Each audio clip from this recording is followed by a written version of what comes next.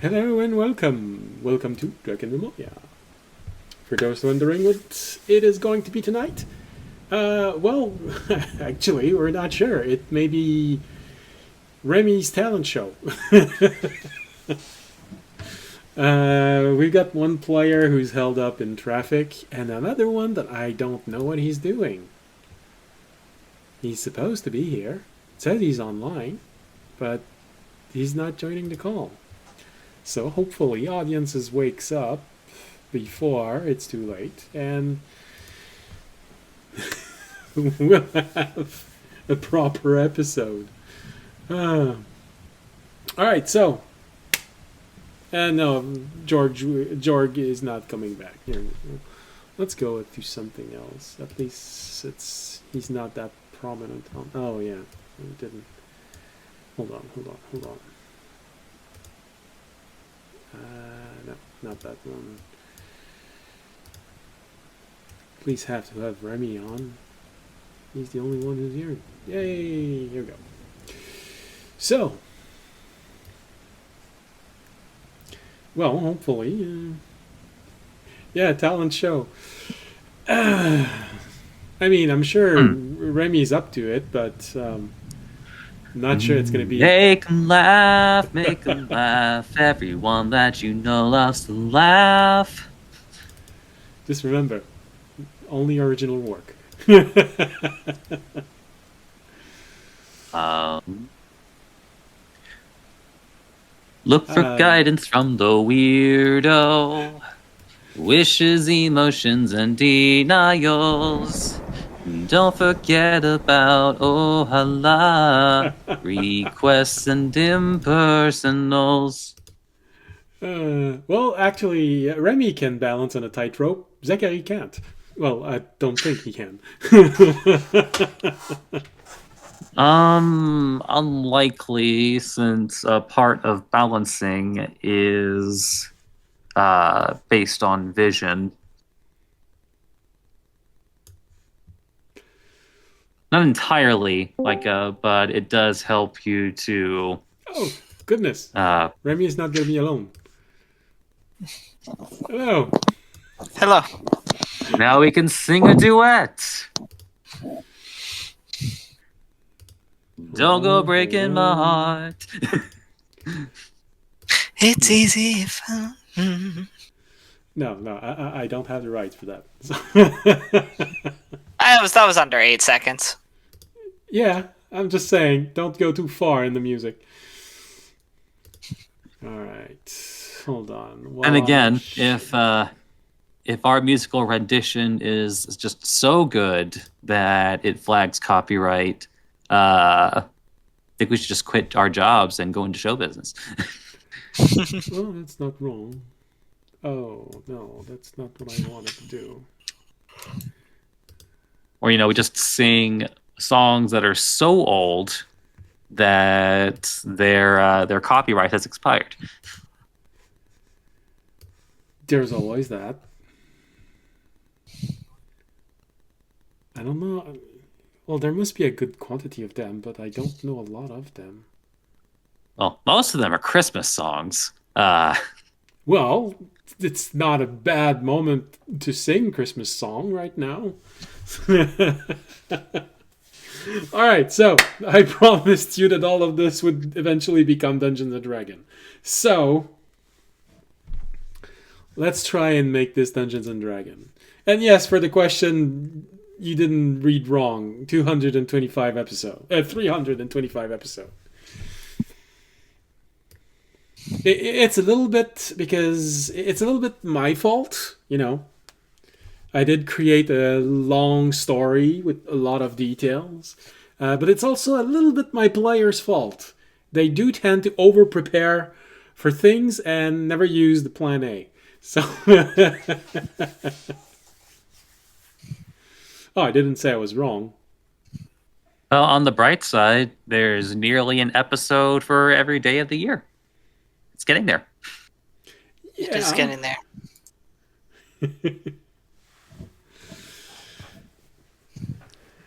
Oh, but Sam, there is now a sun pendant in the D&D Oh, Beyond. yes. Let me go add Just that. type in the word sun, because if you type in pendant the normal way, you're not going to find it. I copy and pasted I the see wrong. Sunblade. Ah, there it is. Sun pendant. I copy and pasted the wrong version, so there are typos.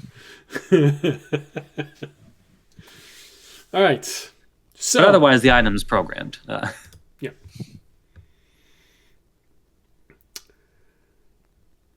What was I saying? Oh yeah, the episode. So what happened last episode? The party started their expedition toward the pirate stronghold. Their first stop, a pickup point where a friend sent a stealth-capable ship. While they are waiting for the ship to arrive, however, our heroes are taking a few moments to gather more information on their first destination. All of this would be in vain if they were to take the wrong ship and find themselves going back to where they started, or even worse, take a long detour and find themselves stuck on a ship for weeks, perhaps months, for nothing. This information gathering mission finds them having a slightly strange conversation about fish. However, the end result is a better understanding of what ship they are looking for, which is always good. And there'll be plenty of time to catch some fish while you're on the ocean.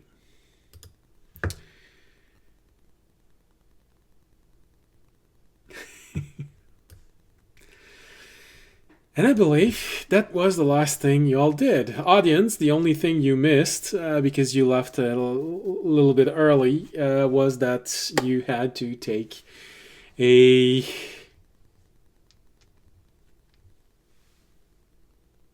You had to partake into a ritual drinking of ale as a way to seal everything that was there.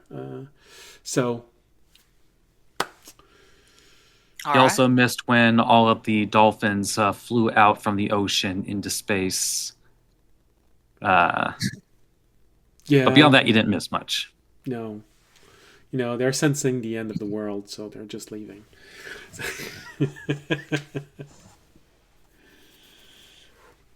Because it's a well-known fact that in D&D you have flying dolphins, which makes more sense than in the book and the movie that we are referencing. Well, kinda. I mean, it's not one of those book or movie that prides itself on realism. So I don't know. I think it makes perfect sense to me. I mean, dolphins are assholes in real life. oh It's yeah, like, no, I know that. So were we able to figure out which boat we were able to follow, or do we still need to do Mostly, a little bit yes. of investigation on the dock? Okay. You know that there is something special about the hull of the ship. There's an iridescent quality to the hull of the ship, on the outside hull of the ship. Okay. That's the one you're looking for. The one that is spotted will only get you back here very quickly. Okay. Then my guess would be the next thing to do would be to probably at least go and walk the docks to see if we could find this iridescent hull. Well, that's going to be on the island that you're going to. Remember, Oh, on the island. Oh, yes. Here you have a friend giving you a stealth-capable ship to get there. All right.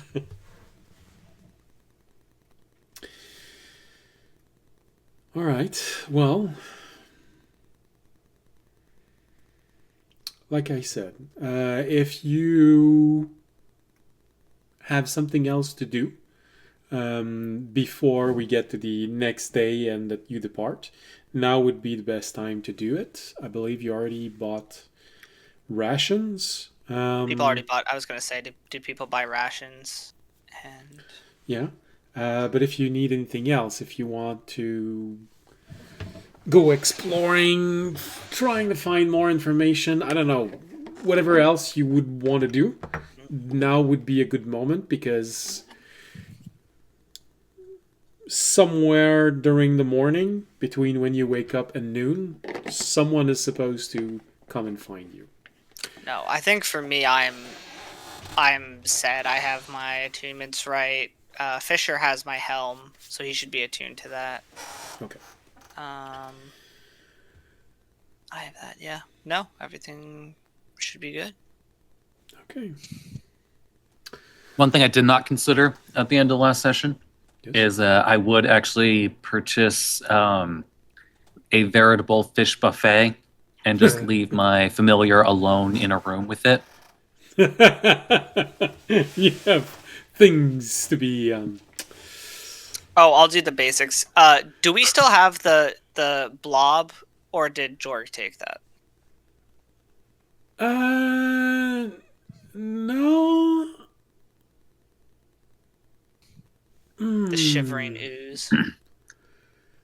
Not sure who took it, but I'm pretty sure that he left the blob with all of you. Okay. Well, I will just go through the mandatory thing of saying I feed the blob and I also breathe on the stone plant. There we go. It's covered. like these are audience's chores. Our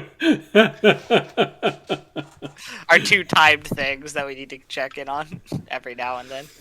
I definitely know that I don't have the shivering blob, because otherwise it would be in my inventory. I don't have it either. We'll say Fisher has it for now. Yeah, I'm pretty sure that Fisher got most of Jorg's equipment because he had a ton of potions at one point. I do believe he took most of Jorg's equipment. All right. But you guys have the biggest need of potions. Okay. Comparatively speaking. Okay. Well, thanks to Fisher. All right. Fisher had a good idea to cast non-detection, because you do sense a little shiver during the night, but everything seems fine other than that. We'll open the window. As for you, Remy, of course, you easily find fish in a port town. That's an interesting idea. You're literally maybe a week and a half away from the winter solstice celebration in this world. So, this stands to reason that you'd have winter fish, or fish which can mostly be found during winter. Interesting, which means that when you look out, there is a small portion of ice that extends outward from the docks, and there's ice on it, and you see people ice fishing on it. So, I don't know their name in English, but you do have fish that are specific to winter. Actually, I'm pretty sure Google can tell me easily what's the name in English for that. A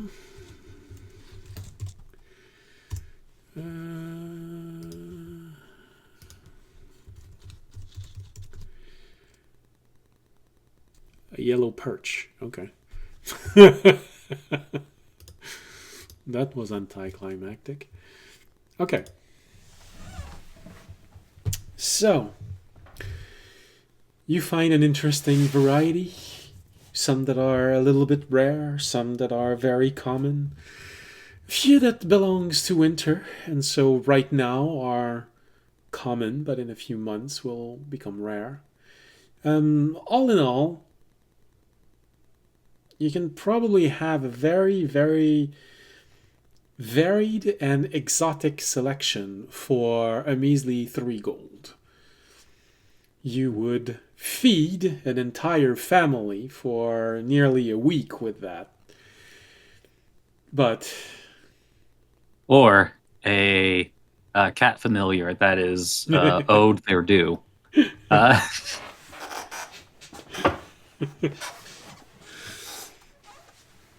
so you put all of these fish on a large. Do you have a silver platter?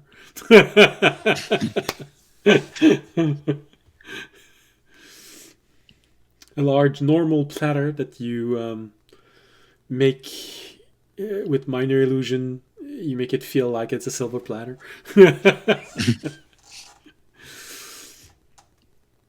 All of the different fish. For 3 gold, you even found some sort of weird fish sauce that when you smell it, you just go, oh, yeah. But, you know, for those who like fish, it's probably smells good. Oh, jeez. I can only imagine now just like taking the claw, stabbing into a piece of fish, dipping it in the sauce. Well, for you, all of this looks like an interesting way to poison all of your weapons.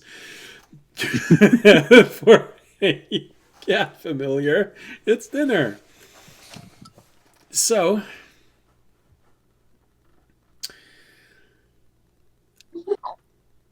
do you buy a room just for your familiar, or do you just leave your familiar in the room and come back 2 hours later?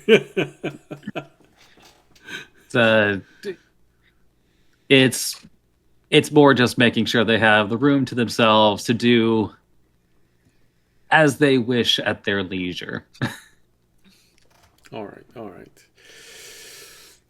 And since Fisher's not there, well, you quietly steal his handkerchief of cleaning, and you bring him back once the meal is done because there are fish trays everywhere, and you just need it to clean the room properly.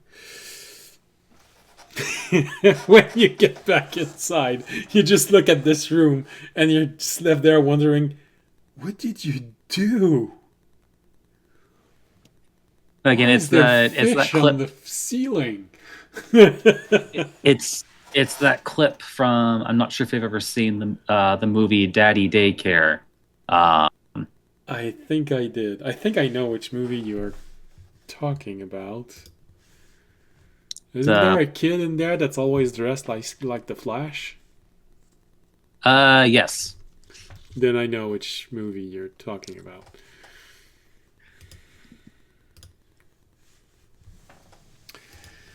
So, interesting. Once you're done cleaning, you don't know why the smell of fish just keeps lingering in the room until you realize that there's a fish head under your bed. Thanks to your incredibly near superhuman, well, no, ordinarily superhuman passive perception. Yeah.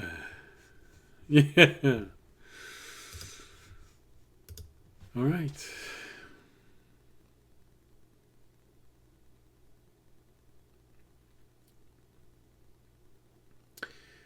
Well, everything looks good. Your cat familiar no longer wants to kill you. Or at least you do not have the feeling that the only thing keeping it from killing you during your sleep is the fact that it's bound by a spell. I don't have to order it to not kill me.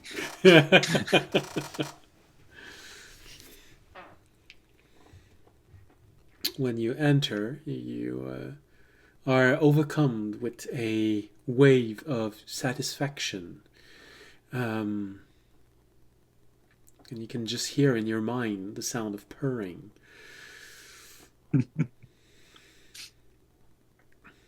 when you look at your cat, it looks satisfied. And, were it an organic animal, you'd probably look at him and wonder if he had fish or sex. But for a familiar, it could be the same thing. Especially since it always feels so weird when cats have sex. Well, I don't. that's a whole process. Yeah, I don't think that they actually have a concept of consent. Well, actually, most animals don't. But anyway, um,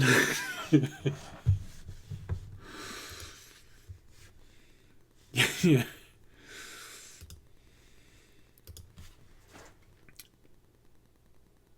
It looks at you for a brief moment. Says, "Well, that was satisfactory."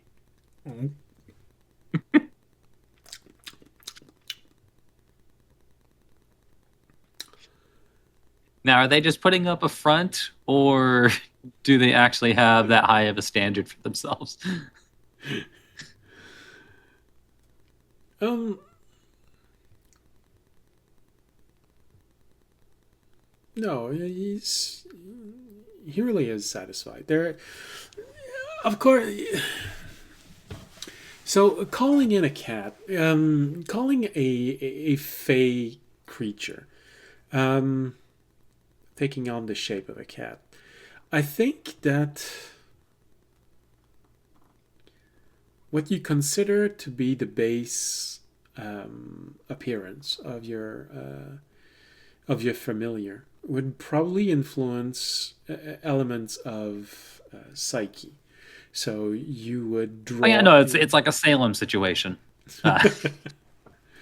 Except would, my familiar isn't a like a wizard, or excuse me, a warlock being punished for their deeds.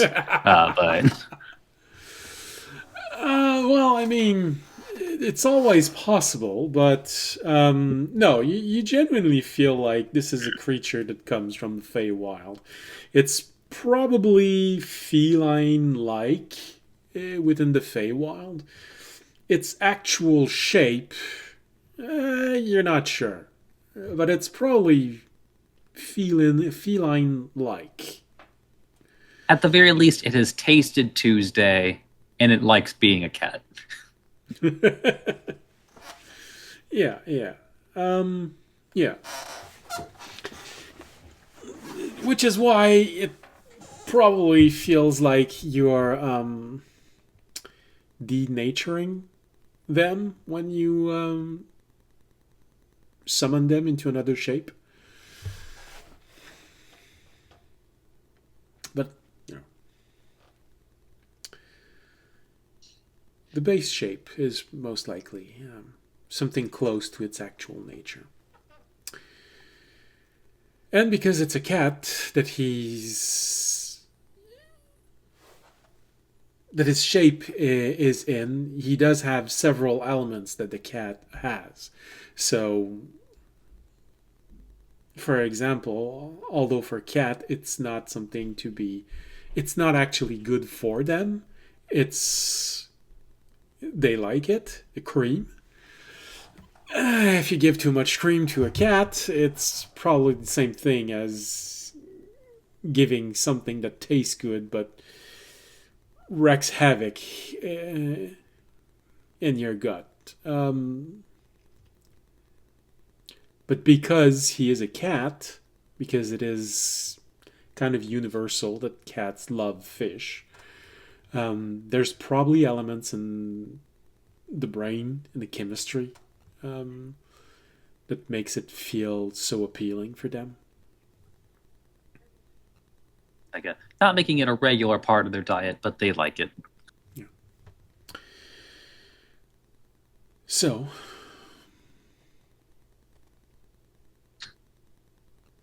and what gives you the most, usually as a human, your brain has learned to tell you that, oh, this tastes good. Because you need it. So,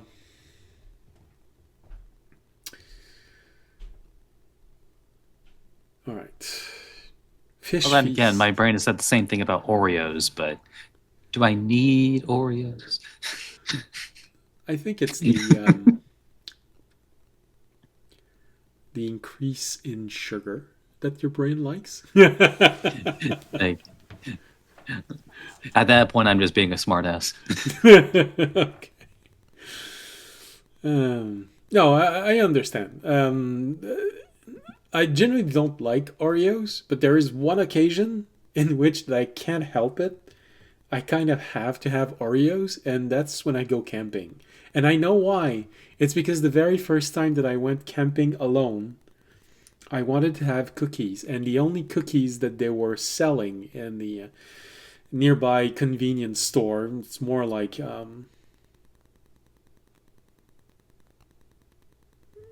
I don't know what you'd have at a gas station, um, large gas station.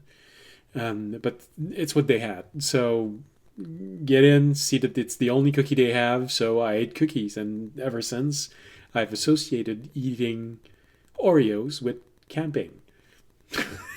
I mean, could have done worse. Oh, goodness. Hello. Hello. We have to add a camera.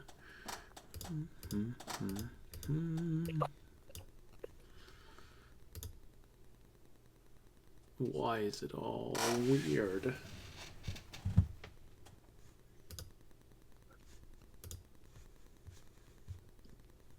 What happened?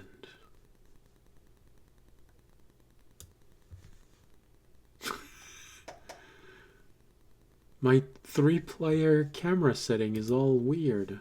Hold on.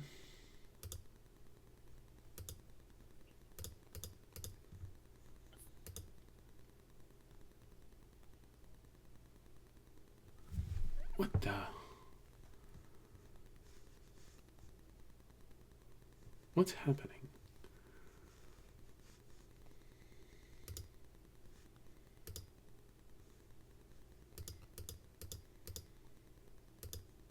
Okay, that's really weird. Why are all the cameras so...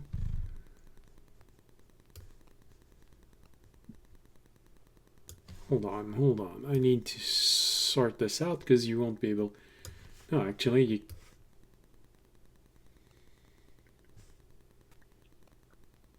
Why?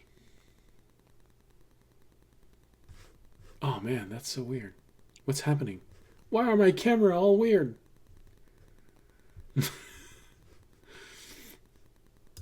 Okay. Hold on. That's...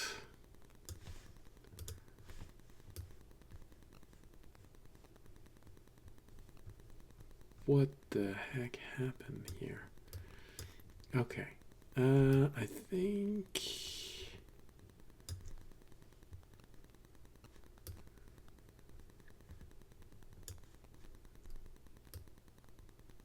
Okay. We got something for Remy. Why are you fighting me?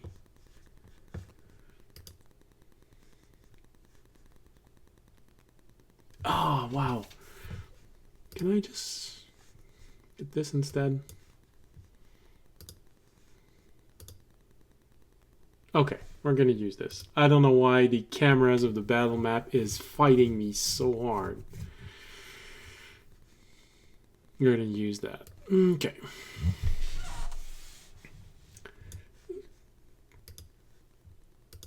We've got cameras which are off cameras right now. I don't get it.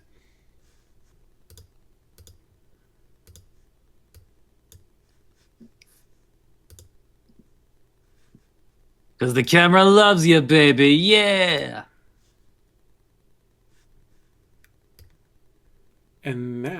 you're the only camera that's actually there. Alright, I'll settle that during the break. Oh, wow. Something really went wrong with the cameras. I don't know what it was. Alright, so. What was I saying? Fish Feast ended. It was good. Your cat is satisfied for now. Gives you a feeling of, you know, if this is the actual reward for all of my work, you can ask me a little bit more than usual from time to time.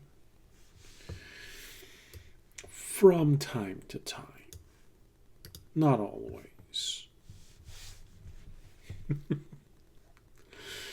All right. So.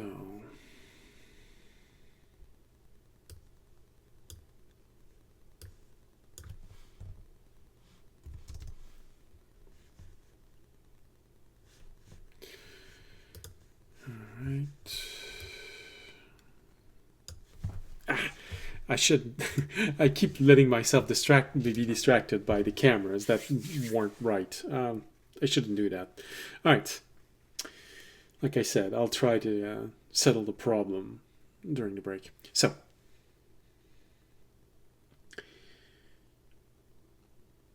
fish feast done. You all go to your room. Well, that's an interesting question. Do you all sleep in the same room, or do you sleep in different rooms?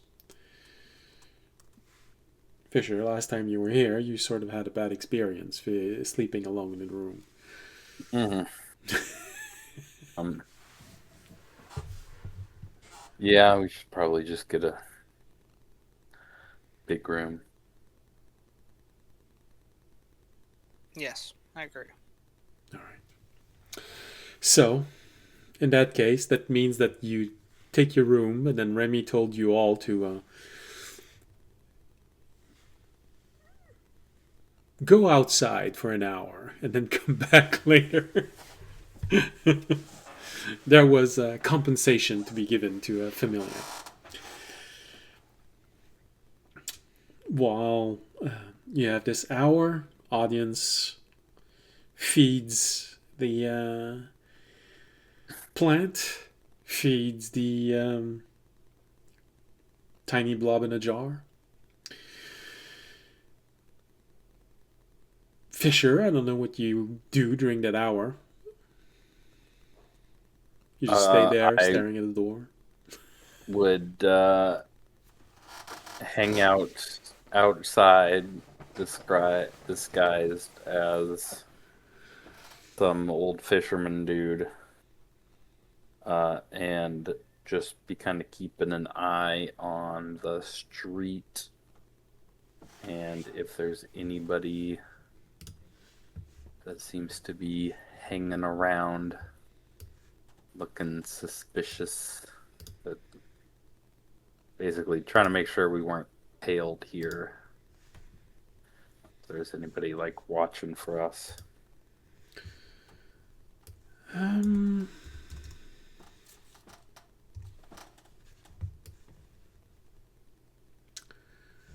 Well, no. Well, make a perception roll to see if you see something.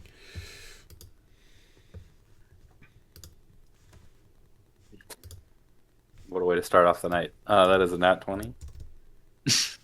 Okay. 31. That is a good way of starting the night.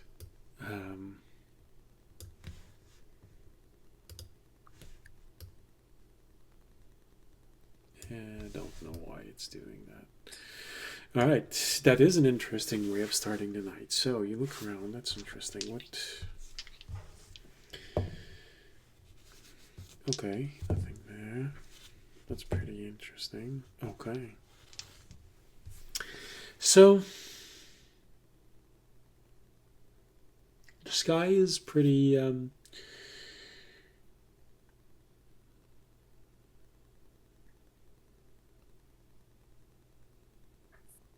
lonely. Clear skies. There's always at least a moon in the sky. So, you have one moon. It gives an interesting view of the port. Reflection of the moon on the ice forming around the docks.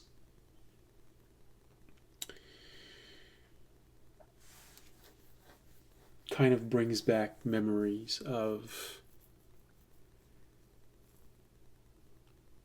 the only times of quiet you managed to have when you were working for your former employer. The only time that you could actually have moments to yourselves after a task. You could watch the ocean. They're among your first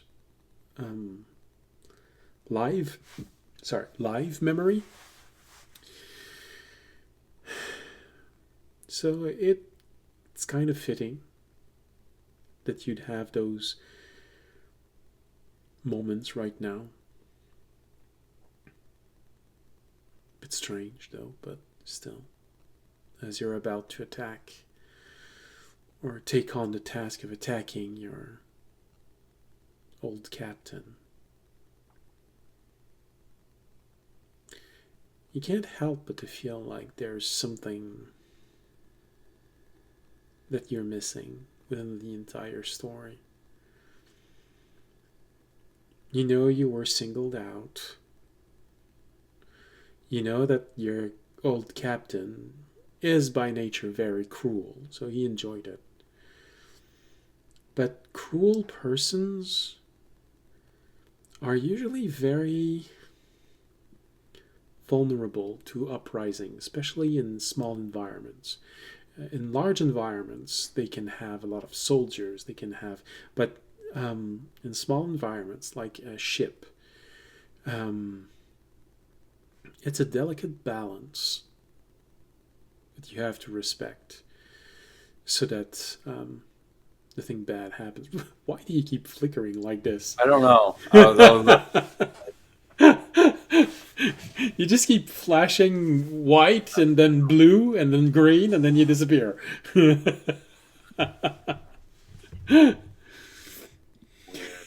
It's really weird. Okay. I mean, I could try restarting my camera, but then it might just not work. Oh, yeah, that's also true. You never know with that. All right. Well. Okay. So, as I was saying, it's kind of weird looking at all of this, and I feel like there's something missing. Someone that's that cruel usually doesn't stay in power extremely long. Eventually, something happens. Ship may. Someone feels like, well, now you just disappeared. Yeah, no, we're gone. Here, I'm gonna.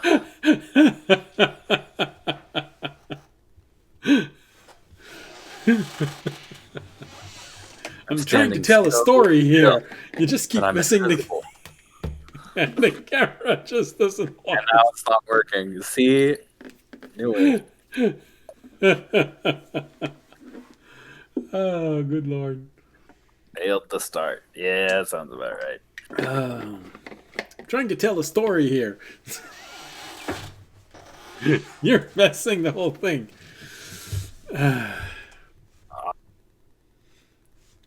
I'm just gonna leave and come back. Okay. If that works. And now the camera all messed up. Hey, it fixed the camera. Well, your camera might not be fixed, but it fixed the emplacement of the cameras on the battle map. Oh, there we go. So at least there's that. But I don't think your camera wants to cooperate tonight. Hold on. Last time it worked when I did that. Hold on. Disable video, re-enable video. No, didn't work this time. All right.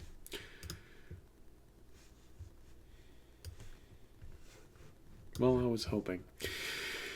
All right. We'll figure it out during the break.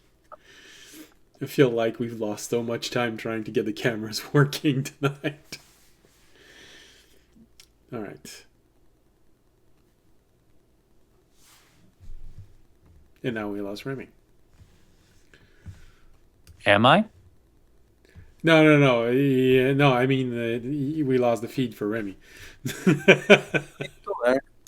Okay. I think it's I unplugged and plugged back in my camera, so it might have. Oh, okay. That's good. That's okay. Look, if it doesn't work, that's okay. I'll just put your picture on top of it. All right. Where's your picture? So should I try to fix my camera? No. You're Or- okay. You're okay. It was because he unplugged his camera that your camera disappeared. Fisher. Oh. Yeah. That tells me that audience is in the wrong place. Audience is supposed to be here, and Fisher is supposed to be here. Okay. Here we go. So as I was trying to say, there's there was something strange when you look back at everything that happened. A cruel captain like this, someone that rules with an iron fist always, all the time, even if they have a very, very loyal crewman, there's something off about the entire thing. How did he survive all of this? The explosion was significant. It blew everything up. You always thought that something might have gone wrong and part of the ship would did not blow up properly. But now that you were able to dive back into your memories, looking at all the debris of the ship floating as you were slowly starting to sink, how did that happen? And how come does he always know what's happening in a fight? Why is he always so good? Alright, some spells grant you the ability to see in the future. Hey, we've just been raided. Cool. Okay. Well, Get your swords out. Pirate raid!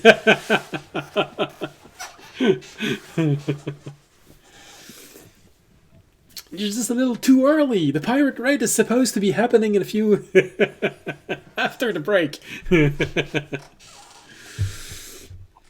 and thanks for raiding. That's very much appreciated. Hey. So yeah, as I was saying, there's something that's off. How some spells can help you see in the future. Yeah, of course, he could probably be that if he's powerful enough. You're pretty sure he's some type of warlock. Some warlocks can actually do have the ability of foresight, but it doesn't cover everything. He always seems to know when something's about to happen. And it's something that you just can't put your mind into. How? How is he always managing that? there were assassination attempt on him. A spell, even powerful spells, needs time to be cast, and they can't always be active. But for some reason, his ability of his always seemed to be active. Maybe there's something you missed in one image. Maybe difficult to say. Do I know anything about his patron? Not a lot. You know that it's something of the sea.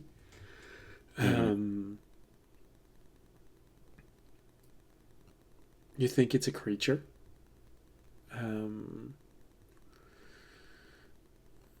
That lives in another realm. A realm where it's mostly sea. It's probably extremely powerful. Anything that deals with the ocean can have storm in it. The water has healing properties usually, but you've never seen him use that, so probably nothing like that.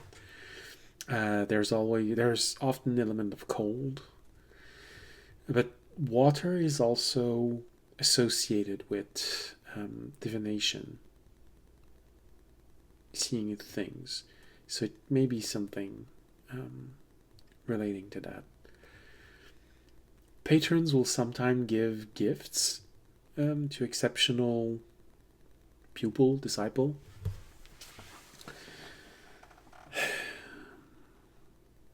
You're not even sure what it's called.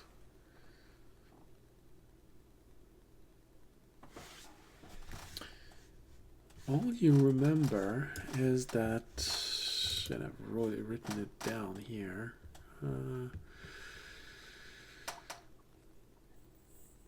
His sword is called the Spike of the Sea.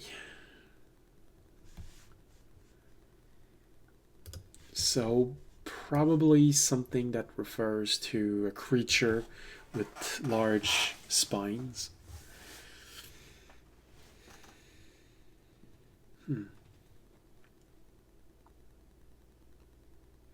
One thing that is easily deducible in the human psyche, most humanoid psyche, the depth, what is beyond what you can see.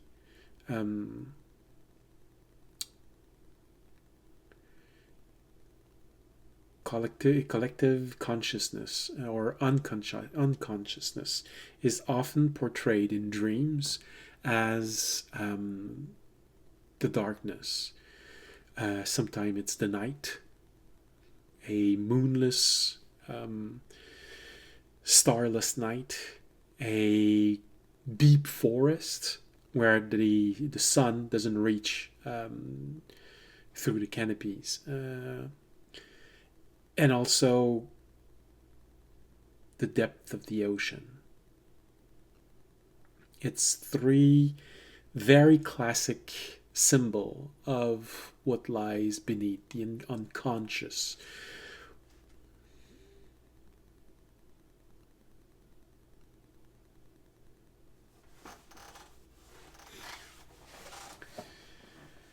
So since his patron seems to be like that, deep within the ocean of another realm,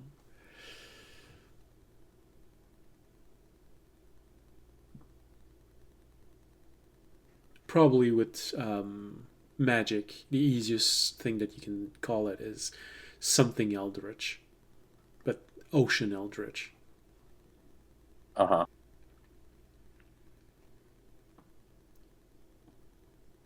And thanks to the fact that the weapon is called the Spike of the Sea, you know it's not something like Cthulhu.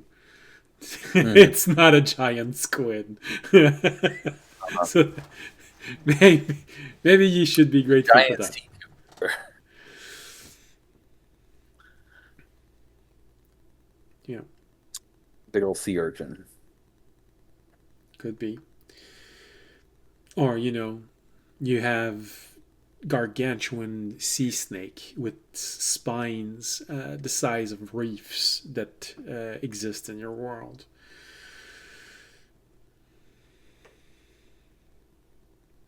So maybe something like that, but that lives very, very deep under the ocean. Difficult to say. The things It's with the things, uh, yeah. Go ahead. a seemingly ability to always be like one step ahead. Did I did that seem to was that in reference to other people specifically, or would he also know like stuff about the weather or was it a other people's plans kind of thing, or was it everything? It's not something that happens all the time, but it's something that always happens when there's the chance of catastrophic failure. So, yeah, you remember someone trying to assassinate him, and he seemed to know exactly where he was, even though that person was invisible, using a spell. He just turned around, reached, and grabbed the person, shoved him in a corner, and blood started to spill out as the person was coming back to being visible. But you also can remember moments where a decision might have cost dearly, and for some reason, it always worked. Really, really harsh storm in the ocean. You have a choice. You can try and take advantage of the strong wind and try to avoid the worst of the storm, or completely fold the sails and ride it out. He always seemed to know exactly which decision to take to avoid really bad things. But you've seen him get injured. You've seen him um, make a bad decision, but never when it's really important. And so it seems like it's always like spur of the moment, something was going to happen that could have gone really bad, and he did Yeah, something to avoid it. No, like pre-planned, like knew this was seemed like he knew it was coming up and already had like plans in place to counter yeah, something. It's just yeah, like spur of the moment things. yeah. Okay. As if, the best way you could probably describe it is it's as if he has a type of intuitive precognition. You can quick save. Yeah, that's in gaming term. Yeah, as if. Mm-hmm. All right.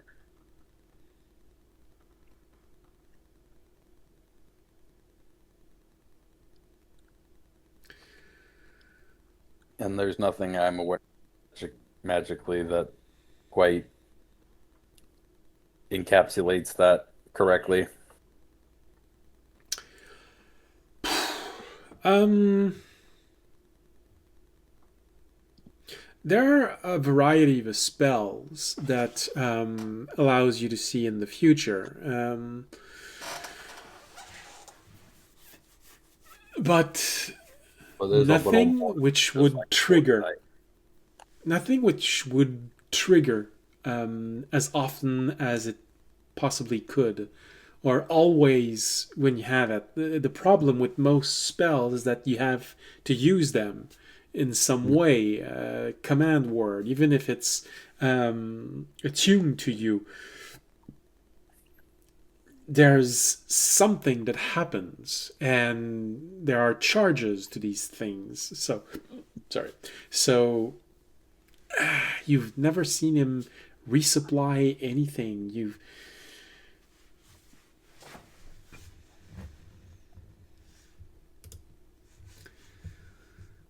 Something weird on him glows when he does it. no. You know that he seems to favor. Oh goodness! I hope you didn't hear that. You bend over and you fart, and oh yeah, sure. That really sounded loud. You know that he often wears a ring. But it doesn't look like a very elaborate ring. Not something that would be all powerful like this.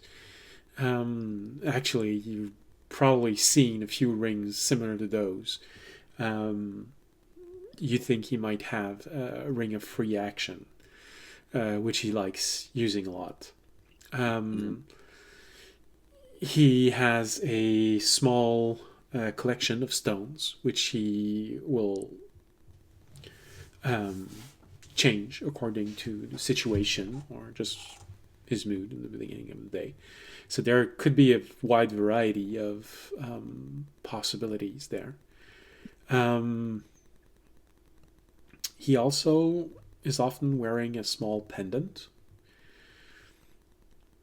with a reddish crystal on it. But you've never seen him evoke something, say something.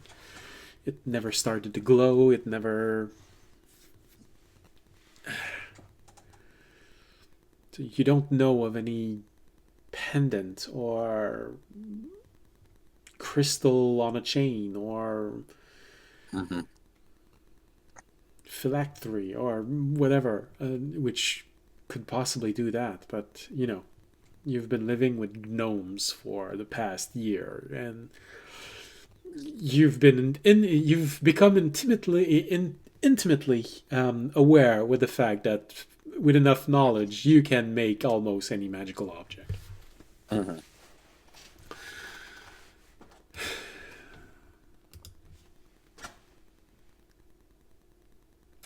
I mean, there might be something left in your memory, but honestly, the only way you could be sure of that would be to use the nuclear option. Use Terry and have him dig inside of your memories. But that's the nuclear option, and quite honestly, if you want to do that, if you want to keep spell slot for tomorrow, it would have to be tonight. Otherwise, I don't know, maybe while you're on the ocean, you don't know how long it's going to take. So, yeah, it's really up to you.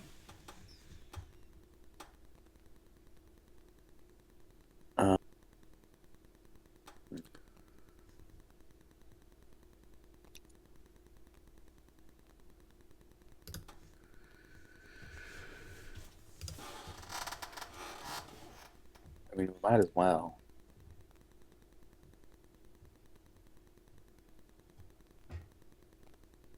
I'll do it when we go back inside. Okay.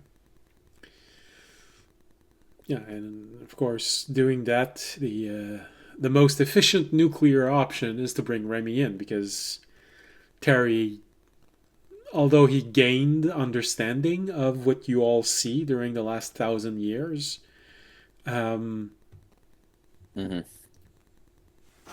it's not how he perceives the world. Remy has a better understanding of that. And, might as well bring audience, because he seems to be lonely right now.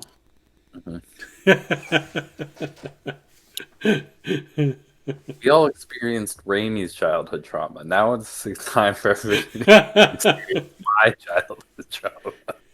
It was supposed to be Tobiyashi, but he decided to take care of children. So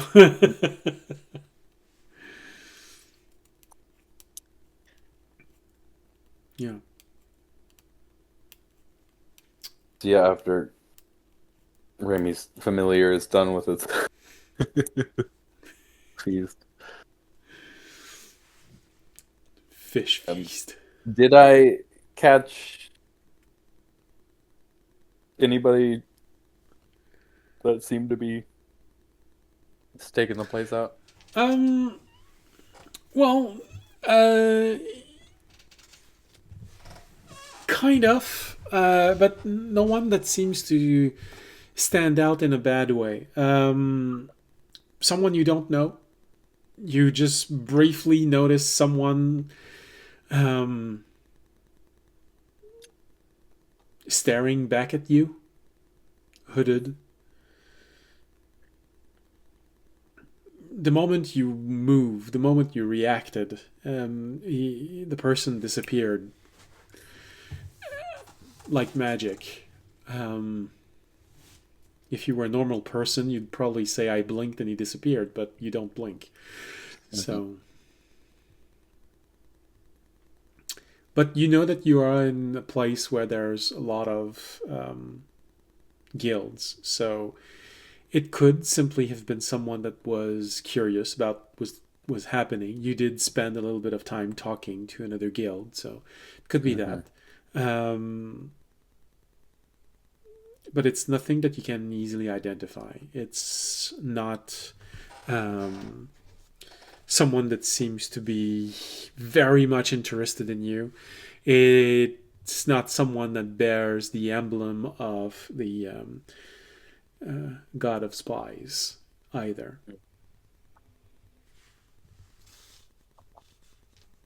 All right. I'll head back up.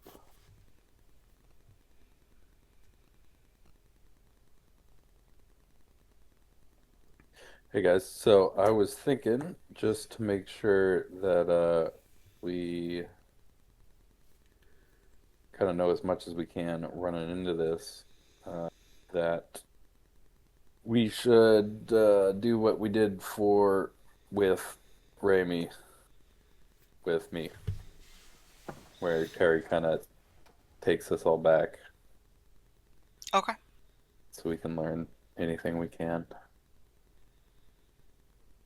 Because he has this knack of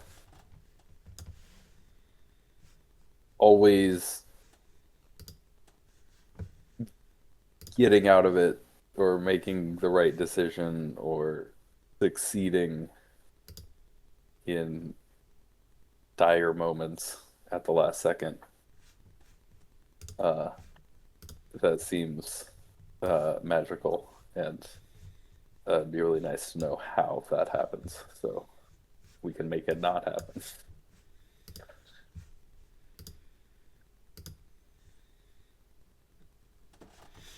I agree.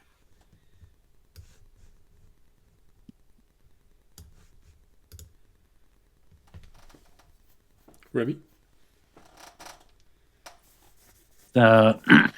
Raimi also nods in agreement.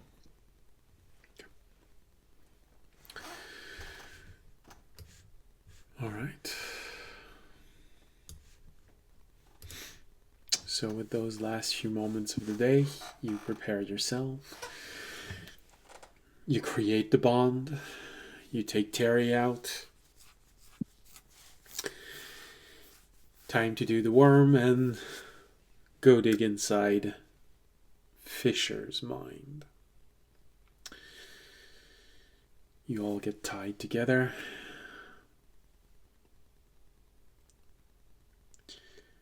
Terry starts diving into you. Your mind. Looks like the Matrix.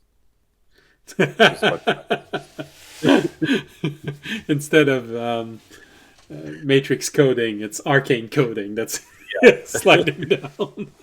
Yeah. And it's not green, it's purple because it's arcane. You know.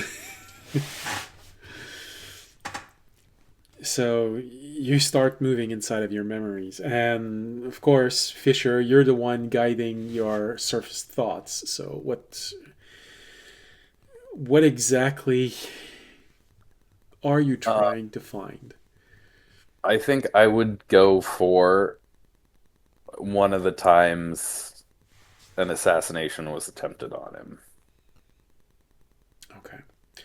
Um, where he just kind of out of nowhere spun around and realized what was going on. how severe of an assassination attempt? Because there's always time where someone just threw a Uh, dagger in his direction, but whatever I if whatever was the closest to succeeding. okay, okay, all right. So you dive into your memories,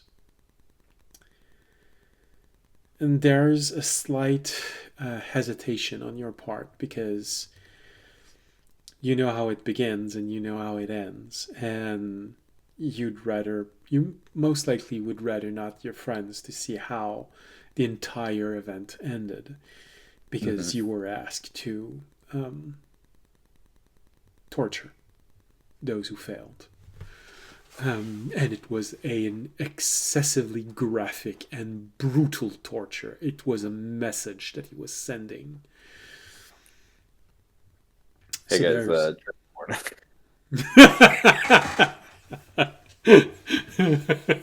18 and older. Ah, damn, audience is 17. This there's gonna be a lot of stuff from when I was trying to gain control, but wasn't there yet. And it really was in the very beginnings. You were starting to have a lot more live memories, not just pictures, long chain of events. And your mind was starting to be able to say no, but not loud enough, not strong enough to actually even cause hesitation. It was in the very beginning. You were. You don't exactly know where you were exactly. Um, the boat was docked somewhere, and there were festivities. The ship had just pillaged a rather wealthy ship. Um, Everyone inside was just slaughtered, and the spoil had been divided, and there was a group of people which was starting to feel like the spoils were not well divided. Some people had done more during that attack than others, and it wasn't the first time.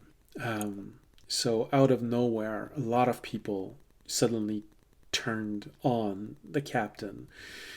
You witness the battle. It was brutal, but there's just something that feels uncanny.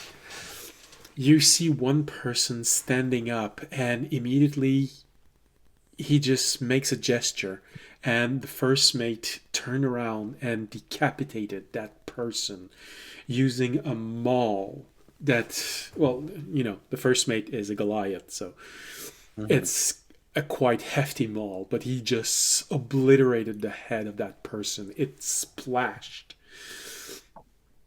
And that started the entire attack.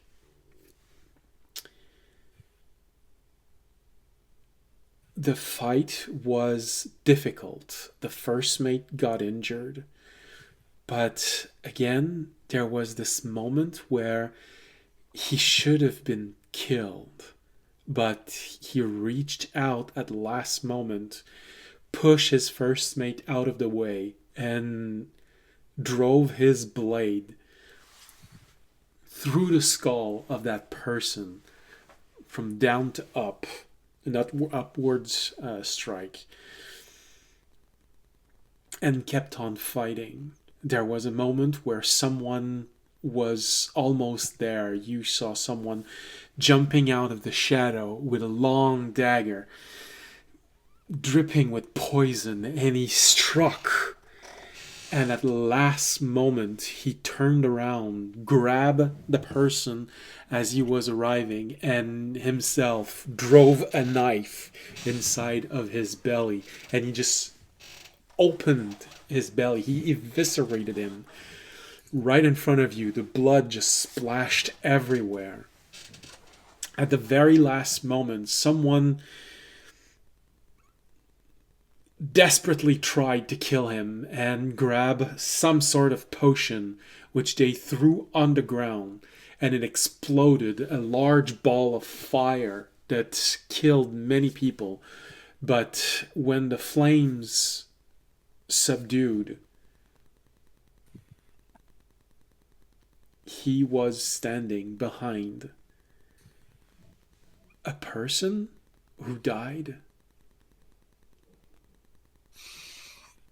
How?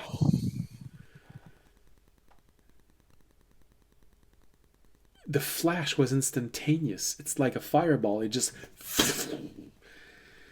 There was no way. No one saw. There was no way he could have seen that this person had those little vial on him and broke them. He was injured. The first mate was injured. The assassin was nearly killed, but everyone survived, thanks to the captain, who just always at the last moment, always knew where to stand, always knew who was about to attack. It's almost as if the scene was rehearsed.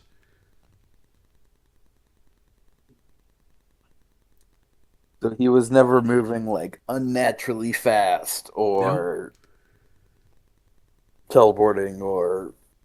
No. Your analogy of the quick save is probably a very good one, because it just feels like, oh, he knew that when this happened, the event was triggered, and there was supposed to be a person that comes out of the shadows and tries to throw the knife, and for some reason he knew exactly where that was happening, and he got in the face of that person. Quick save. Let's do it again. Mm-hmm. So that analogy of quick save kind of feels really, really spot on when you look at this.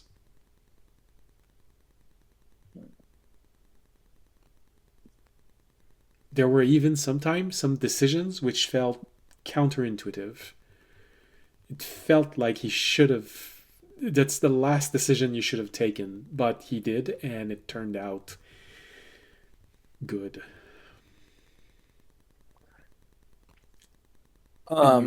You all see that scene.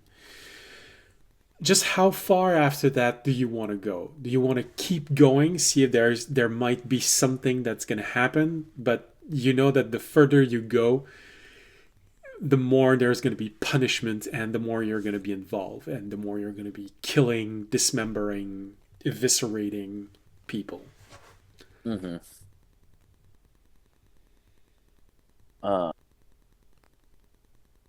I'd go to. Is there any moment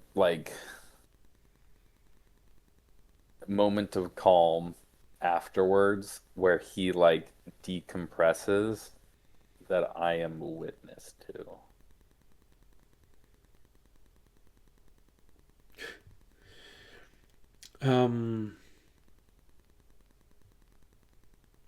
Yes and no. He seemed to take a sick pleasure, a sick moment of pleasure in seeing you punish those who failed. As if for him, that was the moment where you look at something and you just say, now that is justice served. That moment of peace that you feel when you feel like you've been avenged, he seems to get it watching you torture people until they die from the pain and not from their wound.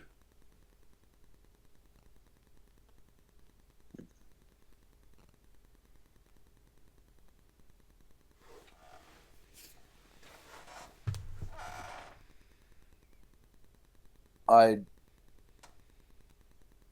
probably stop there.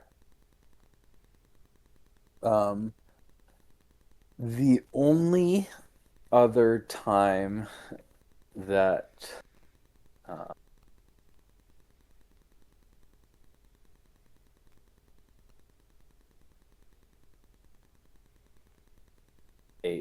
what he's kind of doing makes me think slightly of is what happened when we first encountered Core, Okay.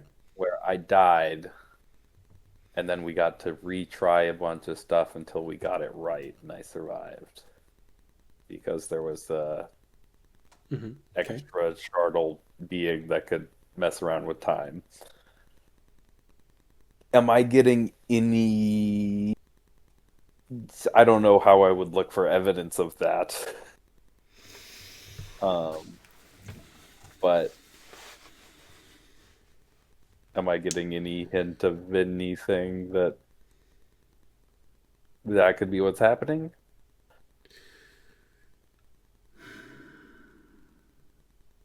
Well, you have a group of people with you, so you can always tell them what you're looking for and benefit from their help in investigation or perception. Yeah. Because this kind of reminds me of that first time with Core, when we kept rewinding time, because he always seems to know what was going to happen next and then account for it. So let's try and see what we can. Oh, keep your eyes open. Like, imagine that, a pirate cheating. Ah. Completely out of character. Mm-hmm.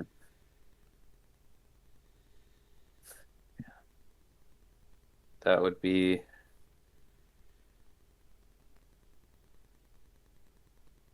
Rami. Do you want to do perception and I'll do investigation? Gives a thumbs up. All right.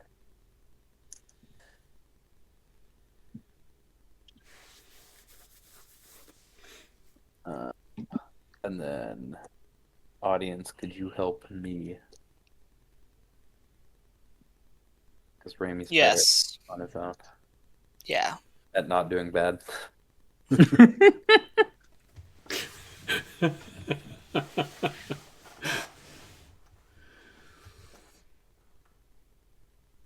Yeah. That's a 9 and an 11. It's very middle of the pack. So that's investigation or perception? That's an investigation for me. I will use a luck point. Okay. It's a good moment to use one.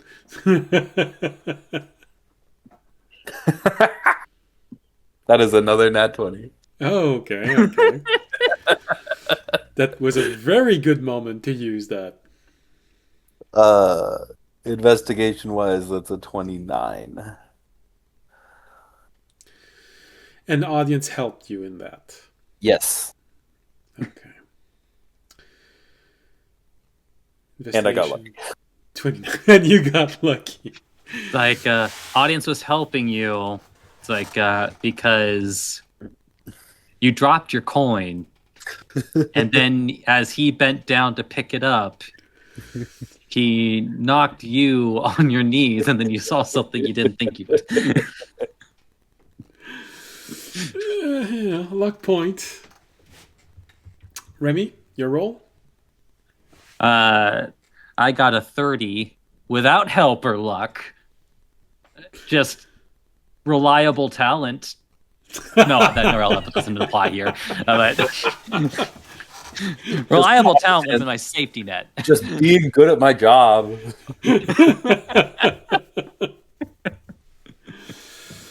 All right.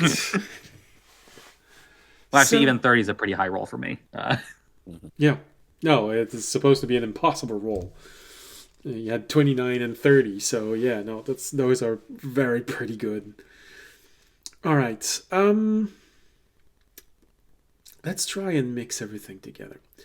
So, Remy, there's one thing that you notice, and since you're all linked together, you are all made aware of that as soon as Remy sees it. It's subtle, but there is what you would call a continuity error within that memory.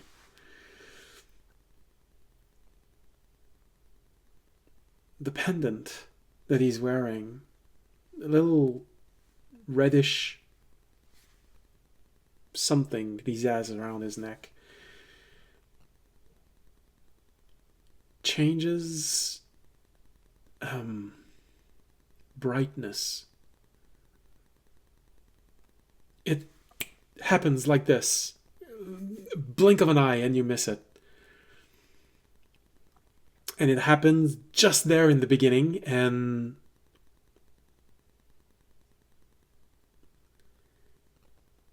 it reduces maybe 2 shades of red.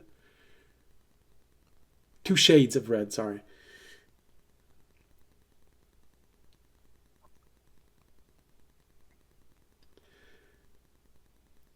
With that, it happens at the right moment where you, audience, and Fisher are looking at this, trying to see if there's a moment of this, and because of that, it helps you refocus your attention, and because audience is there, audience, there's something in this. There's something in the way that the whole thing feels. It's like being touched by a greater power. Something that you are intimately aware of, because that's basically everything. That's basically what happens every time you divine smite something. It's like your god just touching your weapon just before the strike happens. The way that the Okay. energy feels, it's like a flash of energy, and then everything quiets down. There's even a moment where he goes from slightly surprised to confident. And it happens in the blink of an eye.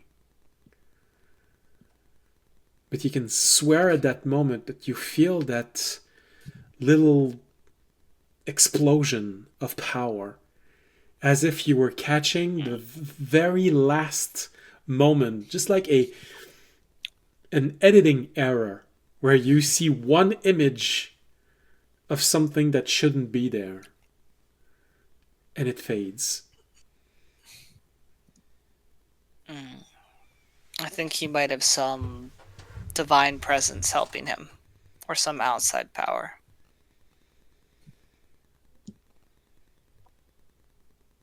That touches him and gives him this ability, but only at the very end. It's like an image. Like I sense the power right before the thing happens. Like a failsafe. Yes, kind of like a failsafe. Something is keeping him around. Mm-hmm. Does the power feel similar to the Eyes of the Abyss, or a different power? Mm-hmm. Or like the hunter or the hunter god, since I felt both. Oh, that's difficult to qualify. Maybe make a religion roll for me. Okay. I know you love those so much. Can I assist him? You sure? It's your memory, so you can always just ask Terry to dig deep inside of that First, I'm moment. not gonna roll again. You don't need to assist me. First one was a nat 20 for a 19. Let's go. So you freeze that moment in time with Terry's help. And audience, you just reach down inside of there, and no, it doesn't feel like them. It's different. But also, it's different in the feel of them, but not in what the hunter cult might be ready to do. There are a lot of blood related ritual with the hunter cult. And there's a moment of when you dive into this moment because you smelled, you felt, and it washed into you, went through you to the point of causing a moment of nausea of blood. Okay, I'll say so. Maybe also some blood ritual giving him this power, something that might need to be interrupted or removed before so the failsafe doesn't kick in if we try to assassinate him. And also because Seems like it's tied to his necklace. because that natural 20 with religion,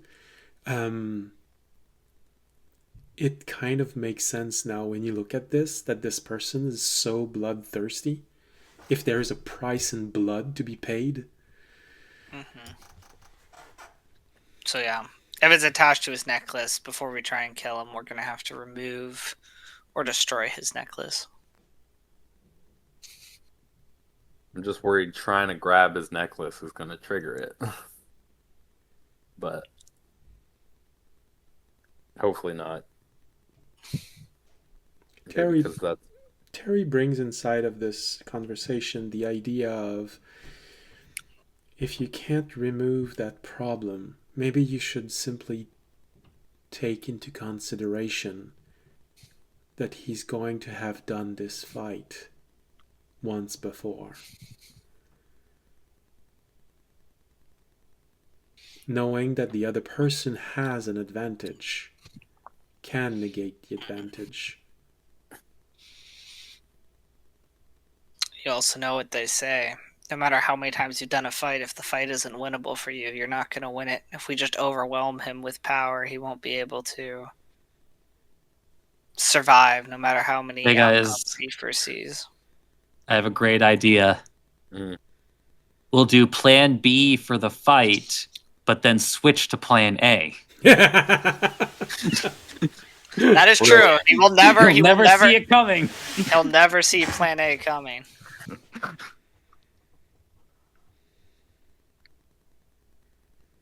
Like, the problem is whatever we use is what he's going to see coming, because if we don't use it, But that's the thing. We'll use plan B first in the fight he actually did. And then, but then for our Brilliant. fight, we actually do plan A.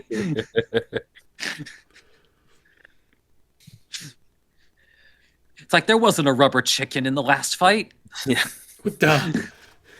What is that sound? Wah, wah.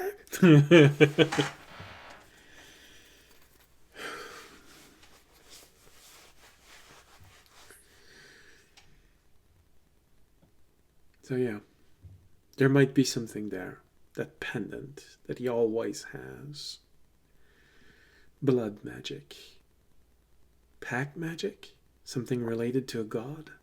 An offering in blood, which allows him to redo a moment? The question is simple, however. How far does it reach? Can he just redo the last minute? Can he redo the entire day? It changed drastically how much preparation he can have.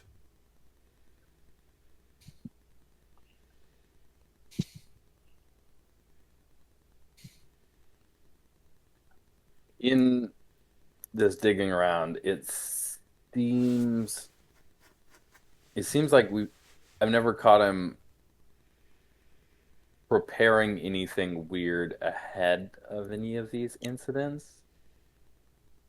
Is that right? It seems like it's just always in the last moment that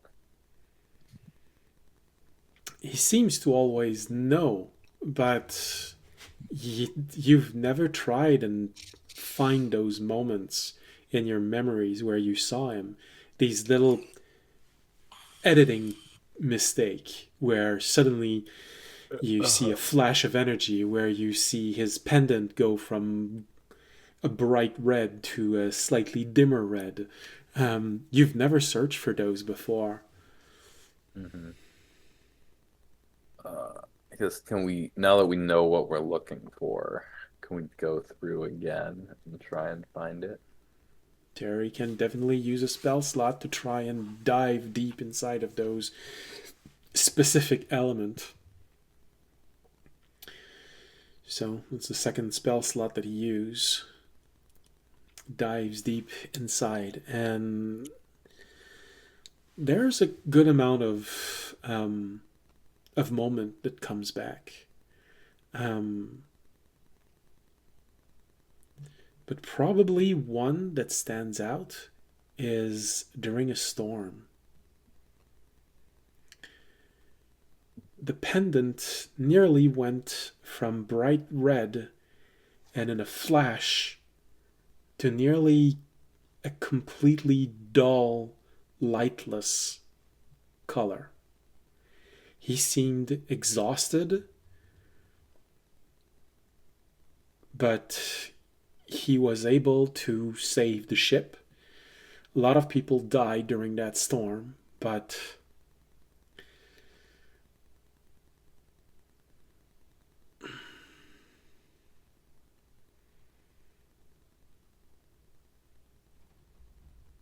preparations were had.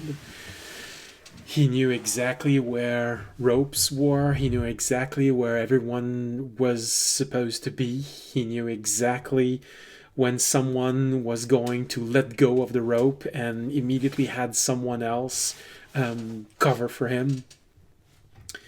The ship was damaged, but not to the point of sinking. But there was that brief moment where he looked in front of him and the pendant was glowing bright red, and he simply looked worried. And then the moment after, half a second later, he looked exhausted. You could see it in his eyes. He was drained. And the pendant went darker than it ever had before.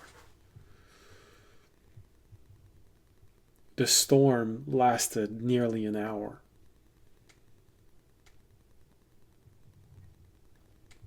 Okay. That is a decent amount of time.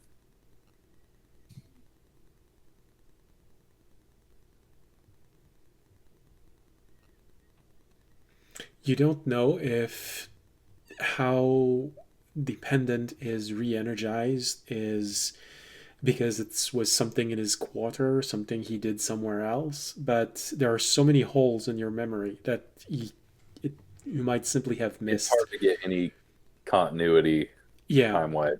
Sometimes it just skips.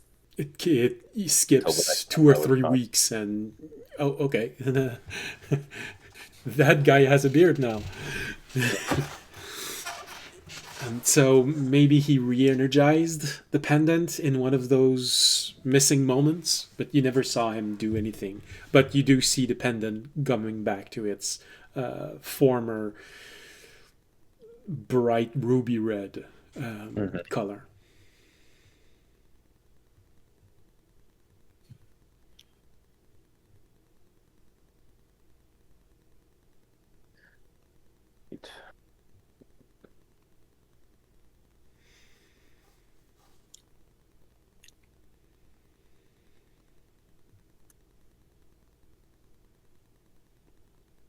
Audience, now that you've seen that moment, whenever you see that moment where the energy seems to be released, you always have that thick blood ichor feel inside of your entire body, in your mouth, when that flash moment occurs. That ah.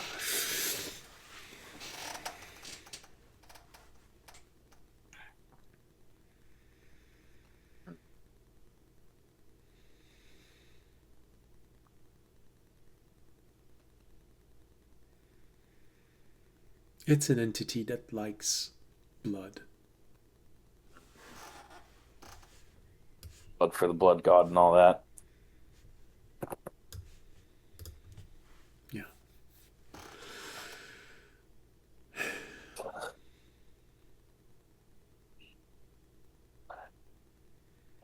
One thing you know, audience, that gods which are very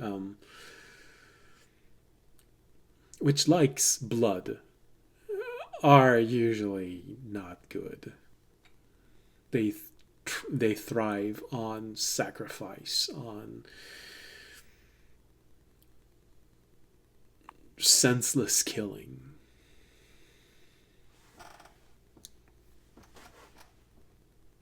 Mm-hmm.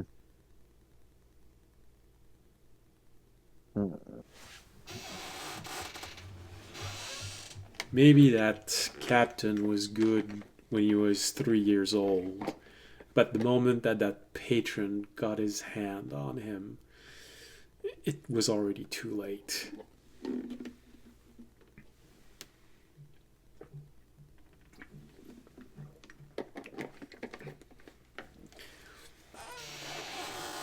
Meaning that you don't feel like you need to save that guy.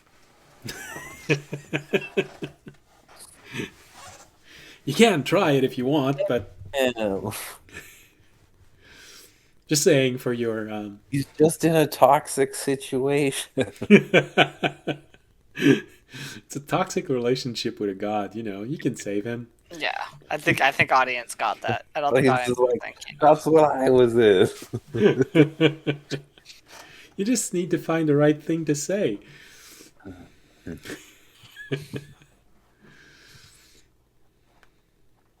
And at the end of the game, if he's still evil, it's probably because you failed him.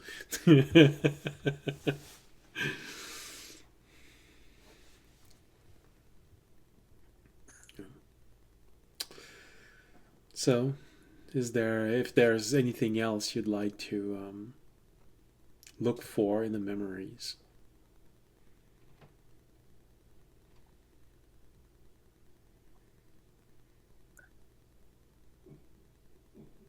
I don't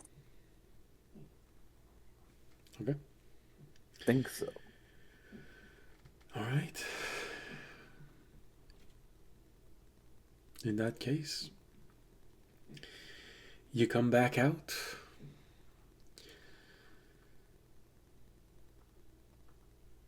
With even more,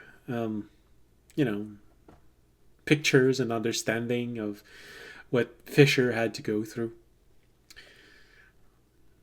He really was, he probably talked to you a little bit during the 1,000 years of what he experienced, but seeing it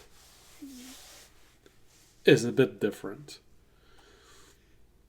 That's also clearer than I'd ever seen it or remembered.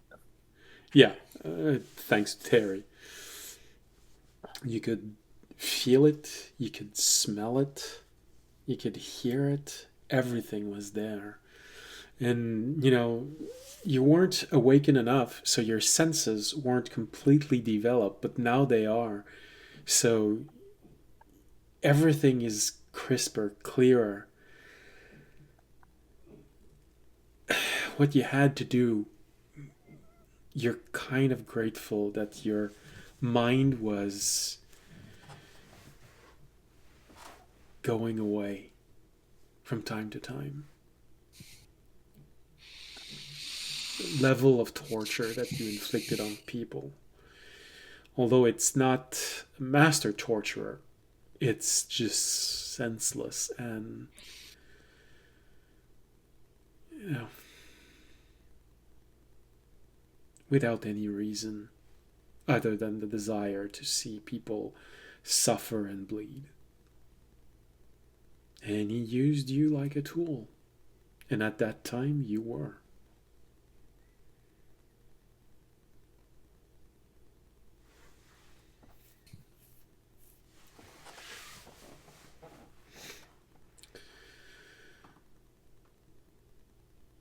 And you're all looking at one another back inside of the room with Terry in the center. He looks at all of you one after the other. That was interesting.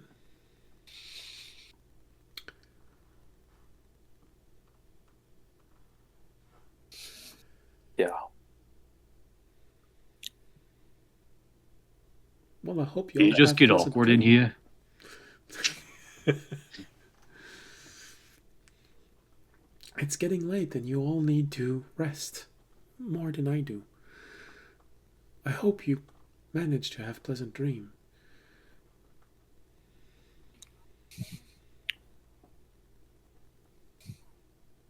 Audience, I would recommend that you maybe drink something. I can still taste the god from your experience.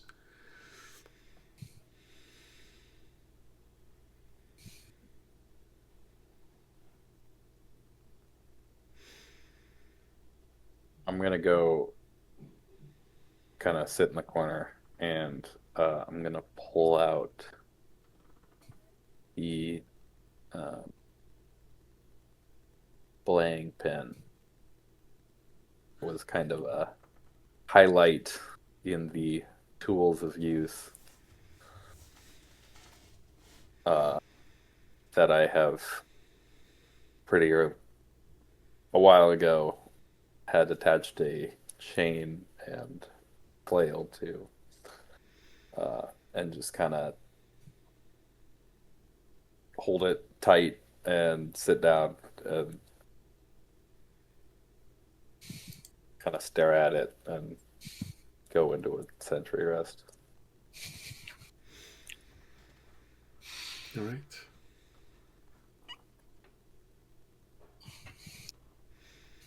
Audience, Yes. do you want to do anything from that moment or you just go directly to sleep? No, I think audience would go to sleep. Okay. Remy?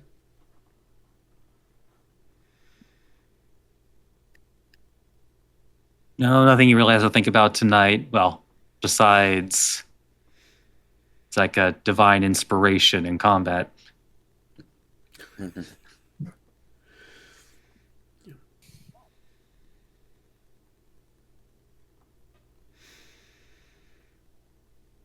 right. In that case, you all go quietly in each of your corner, looking slightly traumatized. Fisher looking very traumatized. And you slowly get yourself drift to sleep. We're going to take our break here.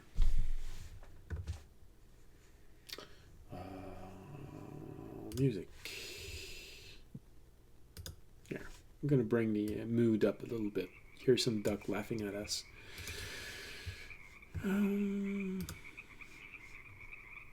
All right, see you back in 15 minutes. Bye. Bye.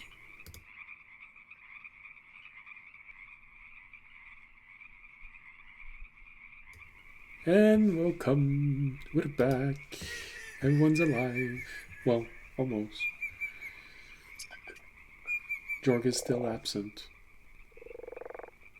Audience is slowly sinking behind his nameplate. And Fisher's camera is still not there. So.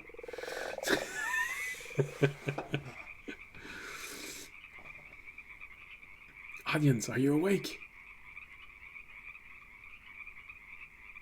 Maybe he fell asleep. Yeah. Audience? I think he zoned out. Audience, Sleeping with if his eyes open. audience say absolutely nothing if it's okay for, well, audience and Raimi to strip and sleep naked together for the rest of the campaign. No. Damn it. I saw the little icon disappear as you were talking. Are you okay, Sam? Yes, yes, yes. You were really, really out of it. There was a point where I thought that you might be finding what we were saying funny, but I was talking to you and you were answering. All right. Maybe you could just lower your camera, maybe just a little bit, because Lower it? you're sinking behind your nameplate. Oh, I see. Yes. Oh, good lord, you have a mouth now. Okay. All right. So,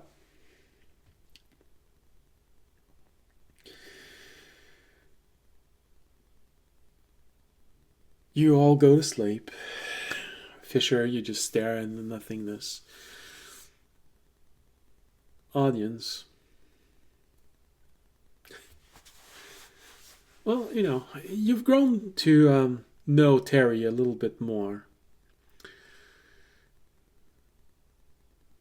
As you're slowly drifting off to sleep, Terry slides toward you and looks at you. Well, looks. Looks. His mouth is oriented in your direction. What's up, Terry? I believe that would be my question to you. You seem disturbed.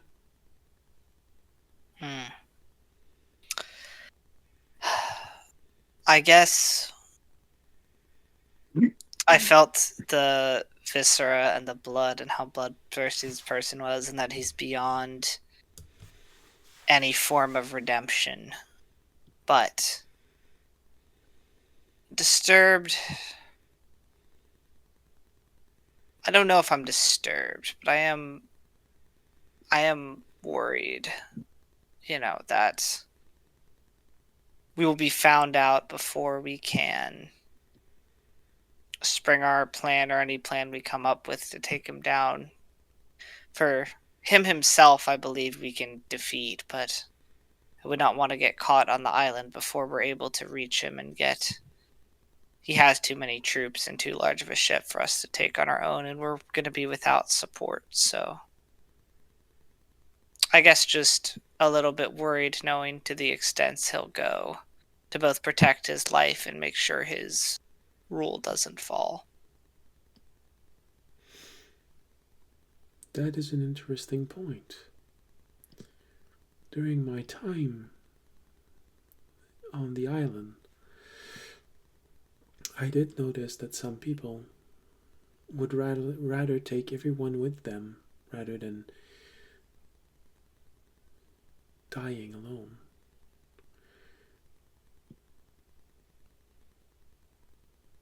Yeah. Are you afraid that there is some sort of contingency? I am. I'm afraid that he's not the type to leave his wealth or his resources or his people, which I'm sure he considers objects, in the hands of others. I'm worried that there might be a contingency upon his death, that everything in the surrounding area is destroyed or, at least dismantled in a way that means no one else can use them. But we won't know until we reach there and we're able to do a little bit more digging. I do admit that would be a shame. Father is rather fond of the idea of having a large ship. Yes, it would be. Not only is it important for us to have the ship for having the ship itself, but also for our future quest in taking down the wizard. It's important that we're able to have a ship that could actually withstand the tower's cannons and actually do enough damage to keep it occupied while we get in. So this is an important part to one of our future plans. So while taking him down is obviously imperative, we have to make sure that we don't lose everything while we do so. Which means that you are expressing a desire for a secondary quest. Going on a large ship and trying to figure out if there are any, how do they call it? Failsafes. Yes, but I believe there is a more adequate Explosives? expression for this. Dead man switch. Oh, dead man switch, yes. I do think we need to do that before we take him down, as I feel that upon reaching his death, he'll at least try and set off whatever it is.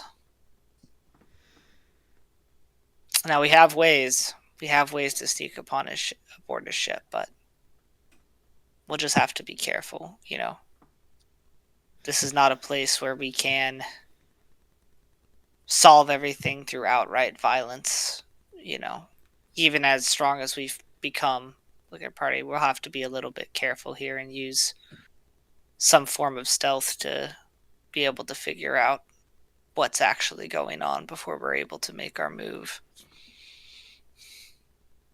I guess that the important component of the ship will have to be secured, if I understand what you're saying. So maybe simply focusing on those, because as Father's memory keep underlining, a siege breaker is the size of a town. Mm-hmm. But that might also play into our advantage, yes. Because a single pirate in the midst of a town will not be noticed if he's wandering around. I'm sure not every head is tracked at all times if we're able to disguise ourselves, but yes, the danger will of course also be higher if we're caught. Which means we might be able to salvage something if we concentrate our efforts. The most volatile components, the engine and the barrier generator, if they can be preserved, then even if the ship does have contingencies, at least repair will be able to be performed and eventually be usable. I just don't know if we have a reasonable time to be able to repair or recreate another siege breaker. Well, if we had a longer timeline, I believe that would be a more viable option. But unfortunately, due to the timeline we have and how long it would take to recreate and build a siege breaker, even with the engine and shield generator being preserved, it would be better if we could find the kill switch itself and be able to disable it or preserve the ship itself. We'll have to see. Then I would suggest focusing on the most volatile component, which, if they explode, will take out a large portion of the ship, which would be the engine and the generator. Yes. As well as probably checking the cargo holds for any explosives in there as well. Because of the size the of the ship, I think that unless they have extremely powerful explosives, the ship may be damaged, but those components may be able to be repaired even if the content of the hold is lost. Mm-hmm. Now, the engine and shield generator itself will also probably be the most heavily guarded, though. But we'll see areas of the ship, but we'll That have is to the see. advantage of having someone as small as me. Although you might have to convince my father to let me go. Yeah. Well, you could always help with that. I do believe he thinks of you as more independent than he used to. If you back me that you're going to be able to accomplish this, and we figure out a way to at least support you in some ways, or have a plan of getting you out at least, he might be on board. But yes, he won't be easy to convince.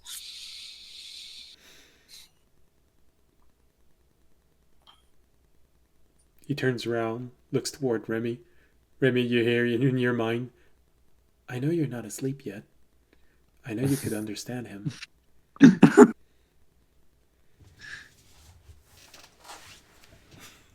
Like, Raimi sighs and sits up.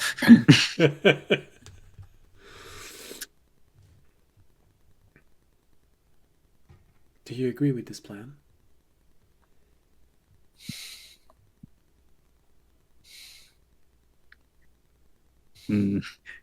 Like Raimi has to give.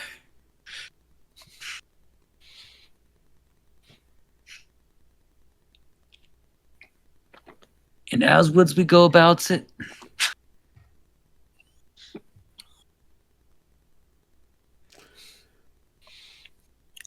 Well,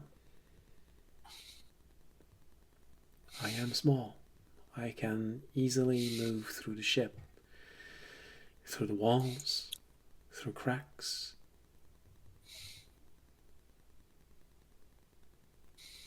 I might be able to go deep inside of some components. I can't cover them all, but I can probably try and cover the most important ones. But I would need to know a little bit more about what I'm looking for. Arcane speaking, I mean. And if you are okay with this plan, I'm sure that Father will need convincing. Well, Raimi has to get ahead of a couple of things that Fisher's definitely going to complain about.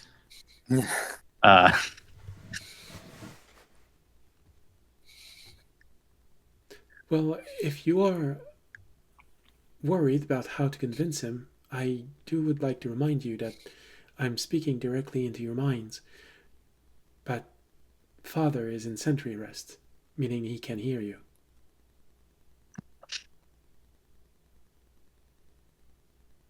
He has half of the conversation if he's been paying at least a little bit of attention. I don't think Fisher's been paying attention. He is in sentry rest, but he was just like staring at this stick. Fully, his mind is elsewhere. Well, maybe he'll understand context, but Raimi is going to make the sound of basically the squishing noise that's made when somebody steps on a particularly large bug.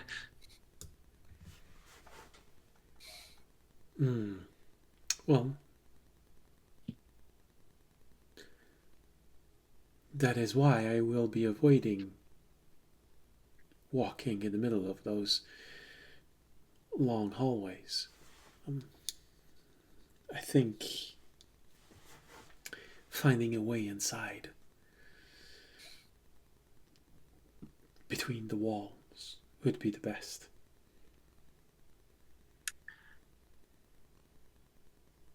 So what's his size again? He's 4.5 inches long. Tiny.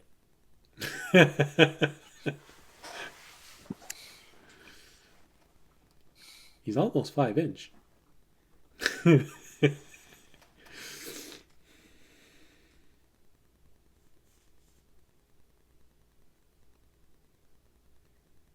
You know, whenever you ask out loud how tall he is, he does say he's almost 5 inch, the same way that most guy would say, "I'm almost 6 feet."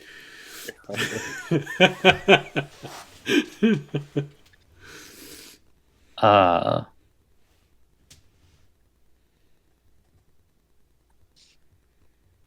and how exactly are you going to protect yourself? And then he's going to make the shh noise.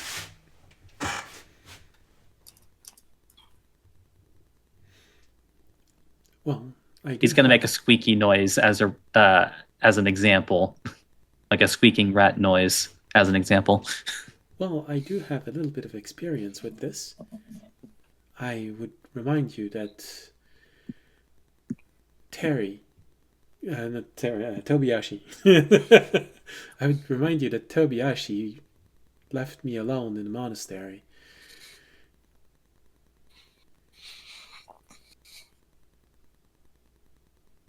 Granted, it was only for 5 days, but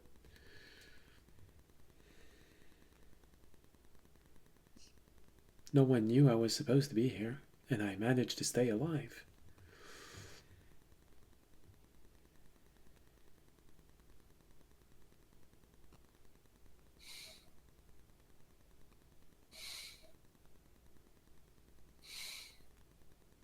I'm not saying it is without risk.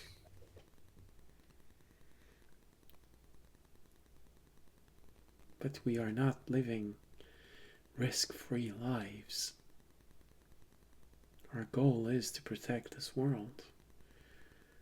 And this seems to be a step in this direction.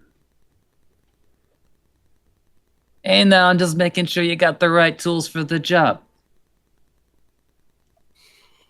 I will need to know what type of energy I am looking for. Seeing as I can't perceive the world the way you are, I will not be able to find the proverbial blue wire.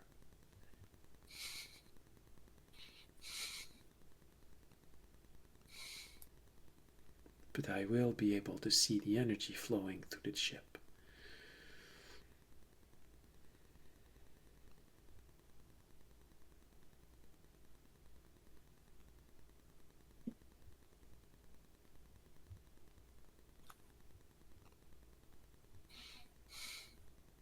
Hmm. Maybe he's trying to see if he could even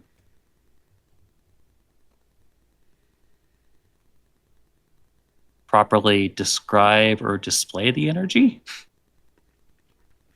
That's probably a portion of the whole thing that Fisher is the most proficient in, being an actual wizard.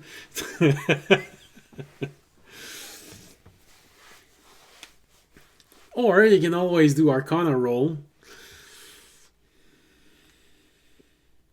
Well, then there's the describing part, though. That's kind of the... Maybe throws an acorn at Fisher.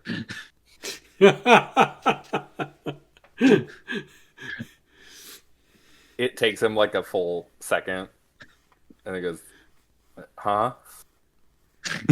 You have Odenak in front of you. Rather, it's Acorn.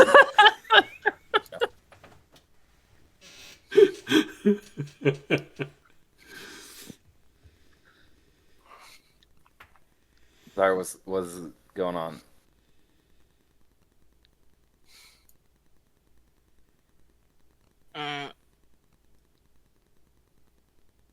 Terry has, or yeah, Terry wants to talk to you about something. Oh, yes, of course.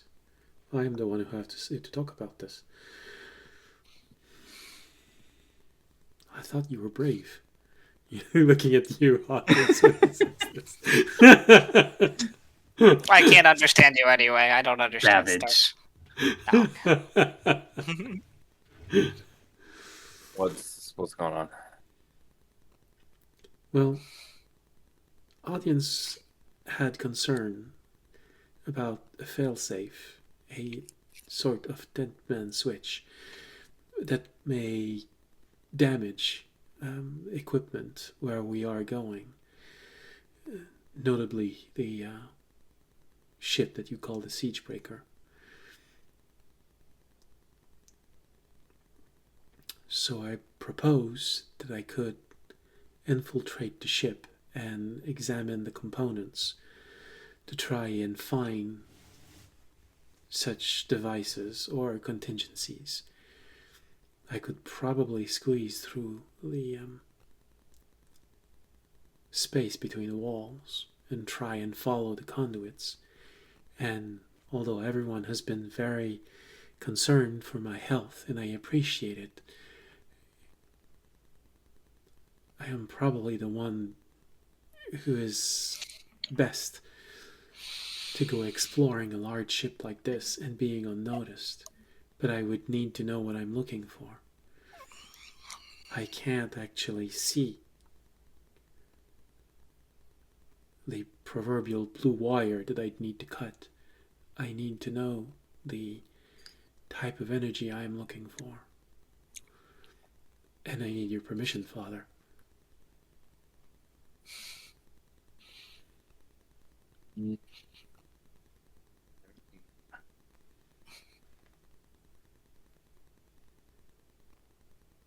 You want to go sneak through on your own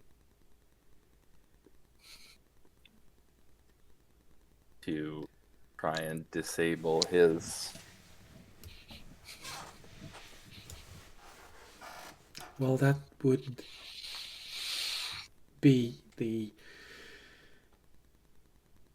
stealthiest way of doing this, I think. I am small. I can probably fit between the walls. And Tobiashi did leave me alone in the monastery once, and I managed to find food for myself without anyone killing me. What? You did what? It was when you disappeared. Tobiashi left me in the monastery, and while they were away, the box fell over, and I had to fend for myself for a few days.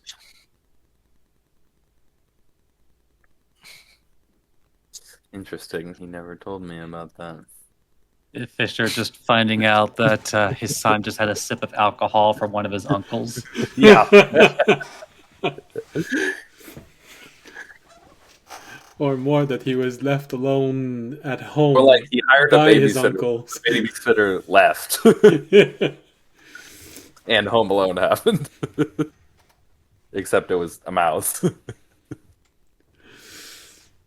Do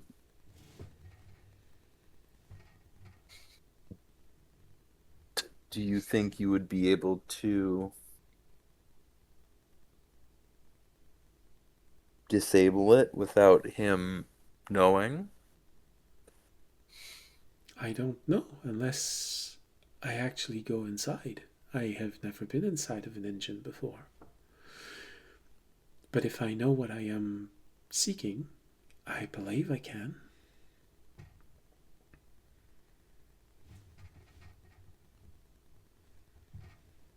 There are various ways of attacking this task.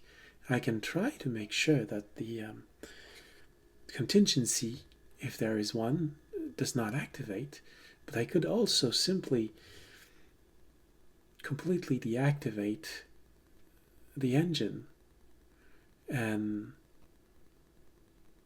the generator. If they are fully powered down, they cannot explode. You'd need a team to go through the ship and make sure that everything is safe before you can use it, but that is also a way that I can make sure that the ship is not taken out by the death of your enemy.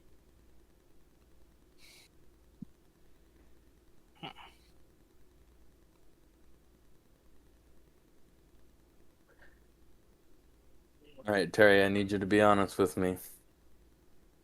I am always honest, Do as best you- as I can. Yeah, I know. Do you like this plan? Or are you just wanting to be helpful? And this is what you could think of.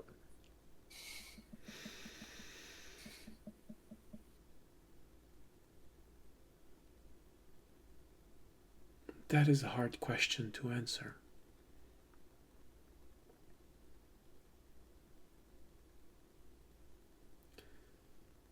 You all seem worried about what's going to happen, and I know I can help.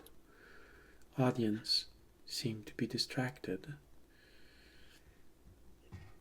You seem distracted in your own way.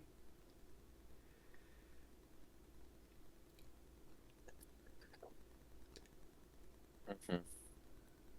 It is dangerous, I know.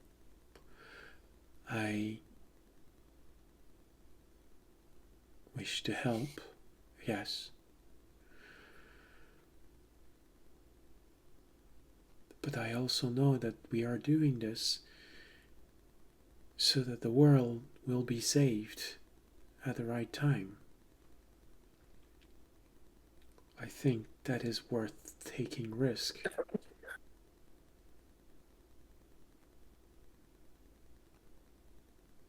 But I cannot promise you that nothing will happen to me. It is just like you going into a dangerous place. You cannot promise that you will come back alive. You can promise that you will do everything you can to, but you cannot promise that you will actually come out alive.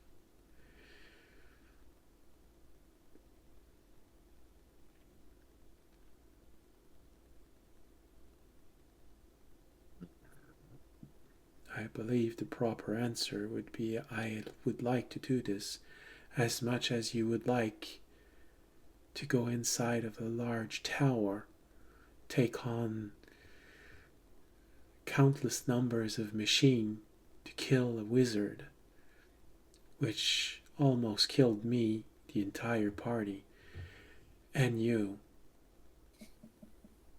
with barely more than a thought.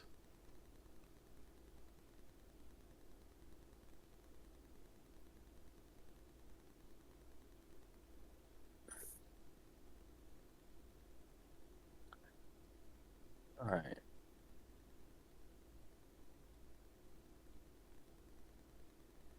If we're going to do this, I think the plan should be to just take out the failsafe and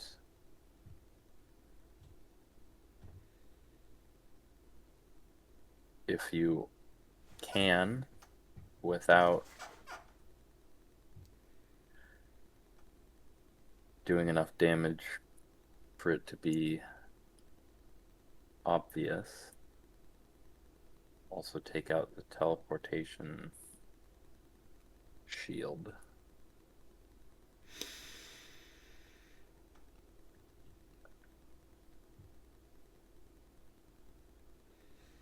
Because we don't. We want to be as quiet as possible for as long as possible to give the captain the least amount of information on what's wrong for when he eventually tries to go again. We want the deck stacked as much in our favor as it can be before he has a chance to interfere. then may I suggest sabotage instead of That's what I was de-arming. thinking. Anything that needs to explode requires to accumulate power to a critical mass point. If I can make sure that whatever is accumulating that power fails before reaching critical mass, then the explosion will be at worst minor.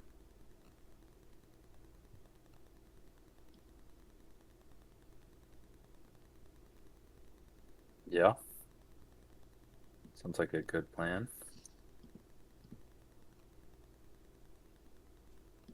All right. In Alright, that what do you need case, from me? sorry, I didn't hear what you said. What do you need from me? I need to know the energy that I am looking for.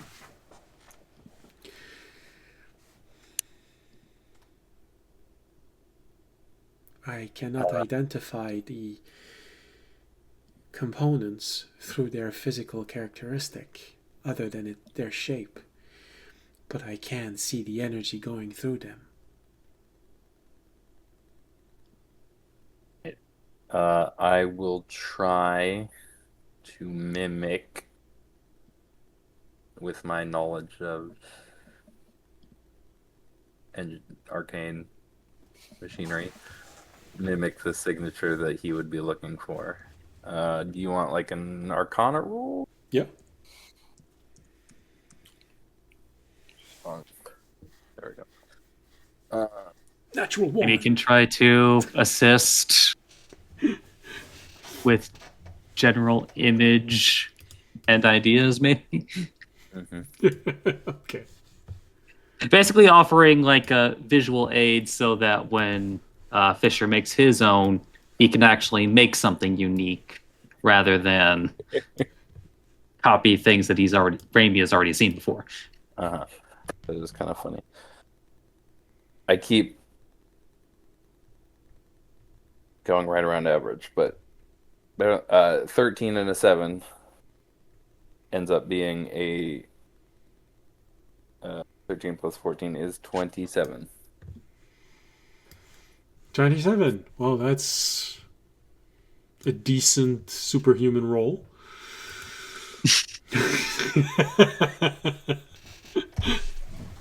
A decent superhuman role. I spent some time over 1,000 years learning about arcane engines. Yeah, of course, You only knew sail ship. Now you had the opportunity to learn the next generation of ships. Marvelous, wonderful. You mimic the energy signature of the main components of the ship, meaning that anything that is alien to that is probably something you don't want. The weapon system is purely arcane.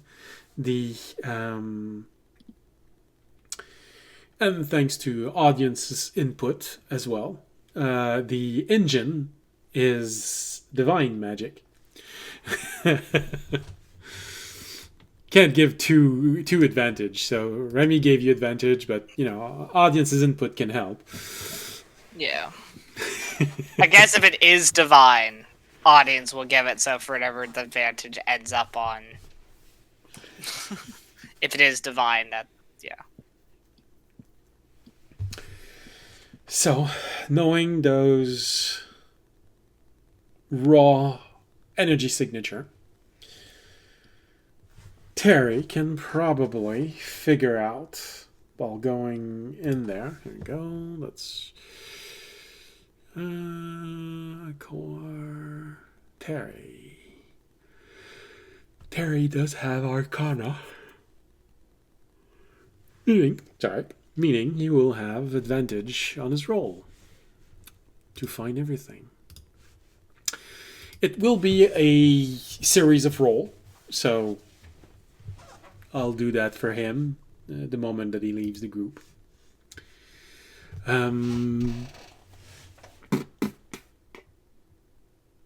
Fisher, you do know that he, because of everything that happened recently, he has a very good perception and investigation.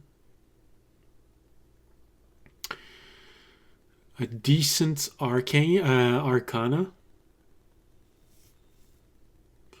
He's not proficient in stealth, however.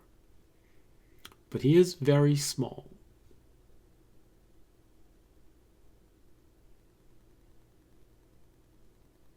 Mm-hmm. Let me check something real quick. Unfortunately, I think it's only able to be cast on stealth.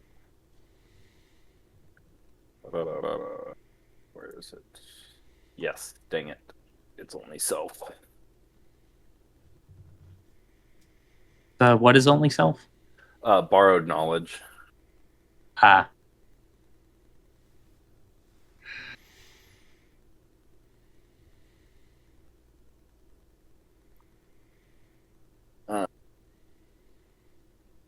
Give him a teeny tiny scroll of invisibility.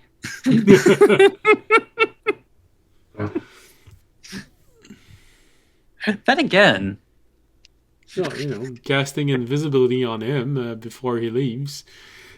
Yeah. And, I have invisibility. Enhance ability. Pass without trace. well, can't do that. But Oh. Yeah. That only lasts for.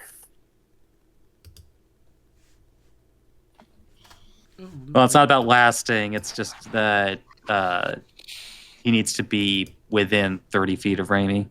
Yeah. That I guess that's what I meant by lasting. Because it would disappear quickly after. All right.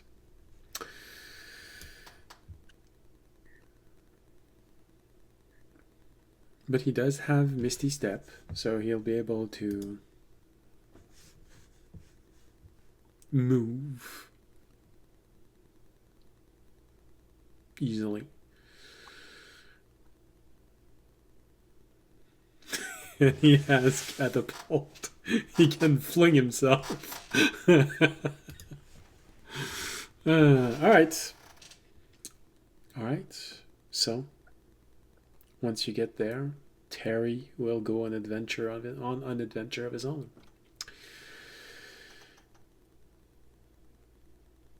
And so, Fisher, you have one more thing to worry about as you try and go back into sentry rest mode. First time your child is gonna go on an adventure in an extremely risky situation.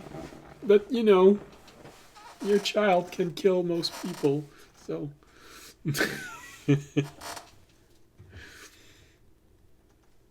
Yeah.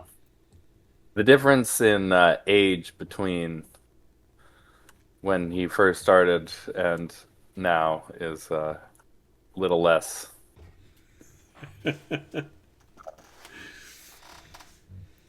Yeah. When you add 1,000 years to both, it kind of.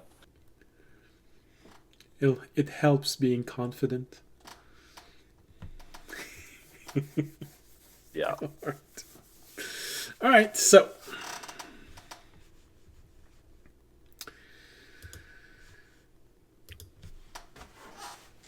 Plans are made. All that needs is to sleep and wait for your contact tomorrow in the morning. You all go to sleep. With a full plan now. And seeing as Terry is going to be separated from the group,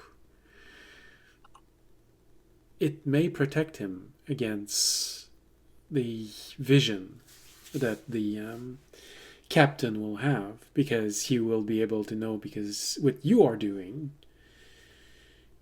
because you're attacking him. But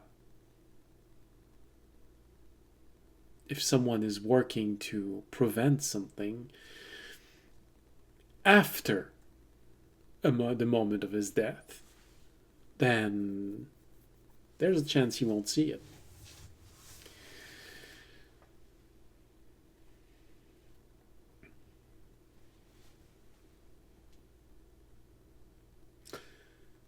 The night goes well. You all sleep. You'll have your long rest. Your dreams are probably slightly weird, but you live through worse. And you wake up in the morning refreshed, but probably still very worried. Double so for Fisher. Mm-hmm.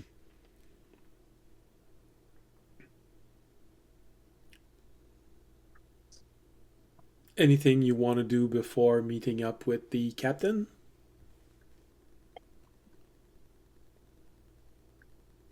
Because if you say no, I'm going to skip forward.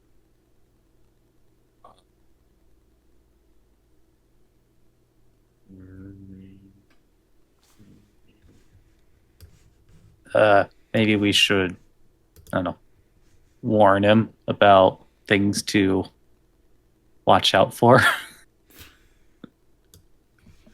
The captain or Terry? It's like, well, I mean, I guess he doesn't really know what the captain's going to look like, but at the same time, like, because just to be certain, like, Fisher has 100% been on that ship before.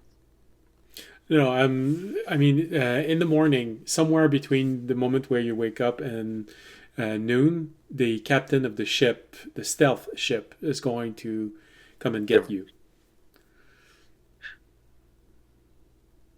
That's the captain I was referring Sorry, to. I misunderstood what the question was. My bad.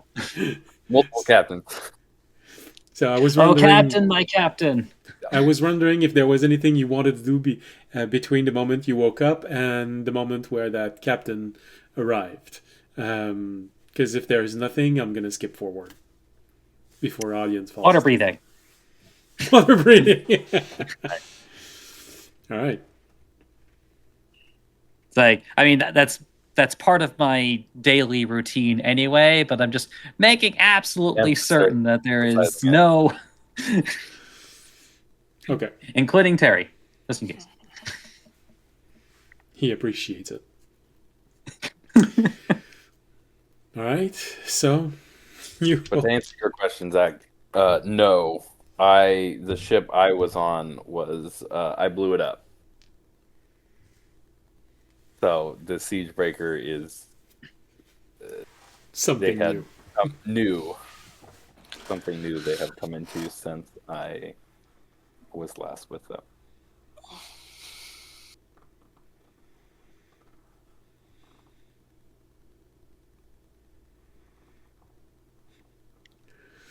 All right. And for our viewer, mission accomplished. Audience is awake. Someone was afraid that you were falling asleep, audience. He was just really role playing that long rest. Yeah. That moment in the morning when you wake up. All right. So, you all wake up, you go downstairs. Do you buy a meal or do you all already use a little bit of your ration?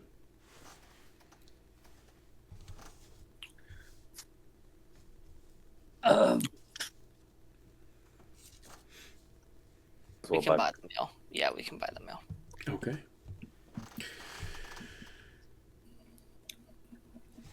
For the entire group, a mere 1 silver is enough to feed you extremely well.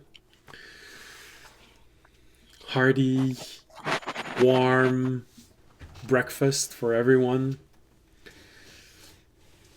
So, Remy can pay it. Yeah. Silver. Ding!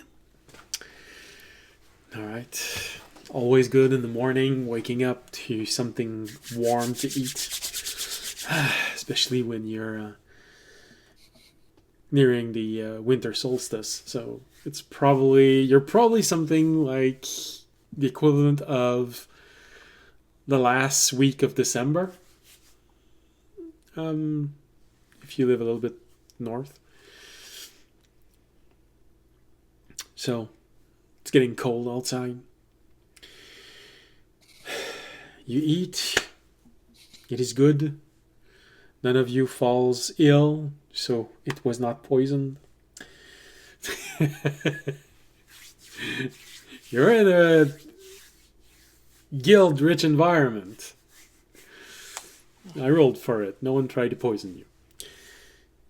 So, Oh, well, now that I'm considering it, between the two of you, do you both have, just in case, mind you, underwater appropriate weaponry? Or able to turn weapons into those sorts of things? I think about it. Yeah. It would just be super awkward if at any time we had to do an underwater combat and the only thing that you two brought were, great swords, long swords, and because neither of you have a swim speed. Yeah. I mean, I have some normal javelins. well, so long as it's not a magical creature, it's gonna be fine.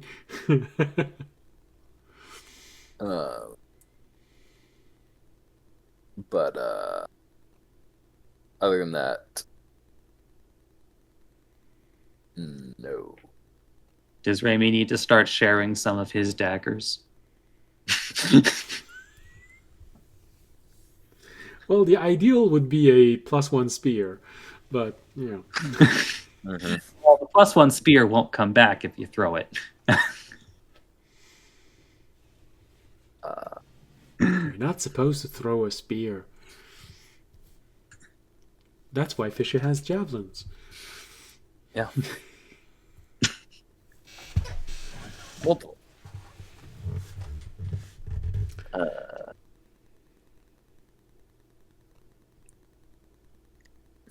I can give you stuff if you need them. I just need to know ahead of time. Yeah, no, I don't. No. Okay. All right. Remy, you have been warned. Your party will need weapons should they fall in the water. And in hindsight, it's funny too because in a different game we had to do all this kind of prep. Just like we all made sure that we had either access to a swim speed or weapons that could work underwater.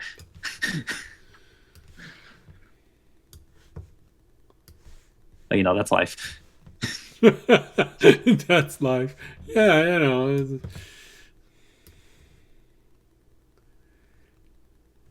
My window keeps resizing. Stop it! It messes with the cameras.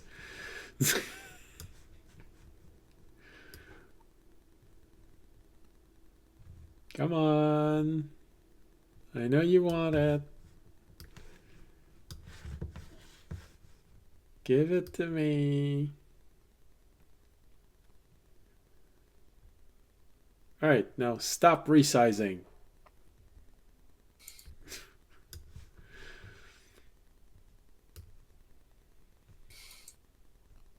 Okay. Hopefully this time it's not going to resize again. Alright. So. That is prepared. You wait a little bit. A place in particular you want to wait, or you wait at the table of that inn? Just sipping ale. They just wait there. Just wait there, okay. So, you wait for a little while, and eventually, everyone but Remy is surprised by someone who simply seems to appear next to the table. But Remy, you saw this happening very stealthily. That person, you have to admit, that person is good. Really good. But your passive perception is just slightly better. If it wanted to attack, you would not have been surprised, but not by much. But everyone else just has this moment of, there's someone there, hooded figure. Well then, I guess you're the group I'm here to get. So, is everyone here, or am I gonna have to wait for someone else? I was told that they'd be somewhere between 3 and 5. No, I think we're the people you're looking for. Everybody is here and accounted for. Mm-hmm. I was told that there might be a tree. Is that true? Not currently. There might be a tree. There is technically a tree. It's not currently a tree right now. All right, as long as you know what you're doing. Fine, that's good. So, are you all ready? Yes. Yep. Good.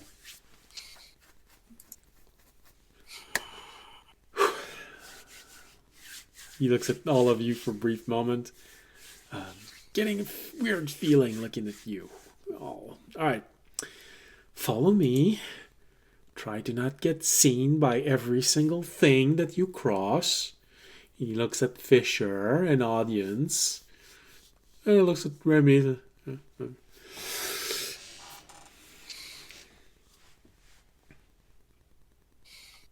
Follow me to the dock. Maybe at least try and be stealthy. Well, he's looking at you, audience. He's sort of half crouched, pointing out to the fact that you're really tall. I'll follow after. All right, come. Make a stealth roll. See if you draw the attention of anyone as you're making your way. That's another nat 20 for 23. That is what do I 5. no 16. Okay. It's an above average roll. That's good. No, it's a good roll. It's more than above average. Remy.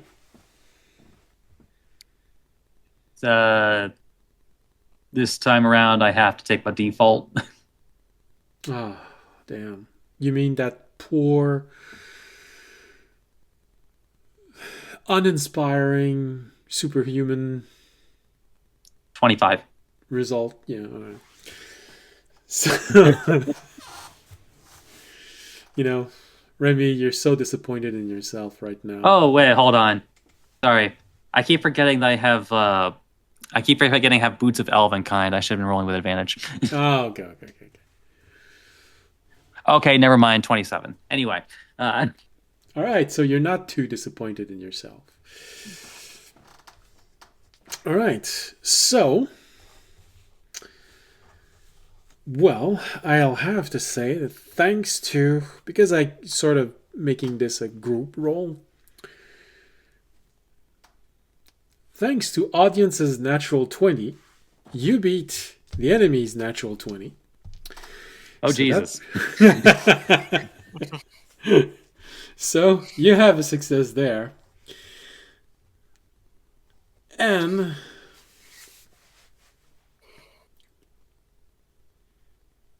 you manage to compensate for Fisher's lackluster roll. You know, it's good for. I'm doing my best. And all we can ask Not what I'm for built is for. your best. Literally and metagaming.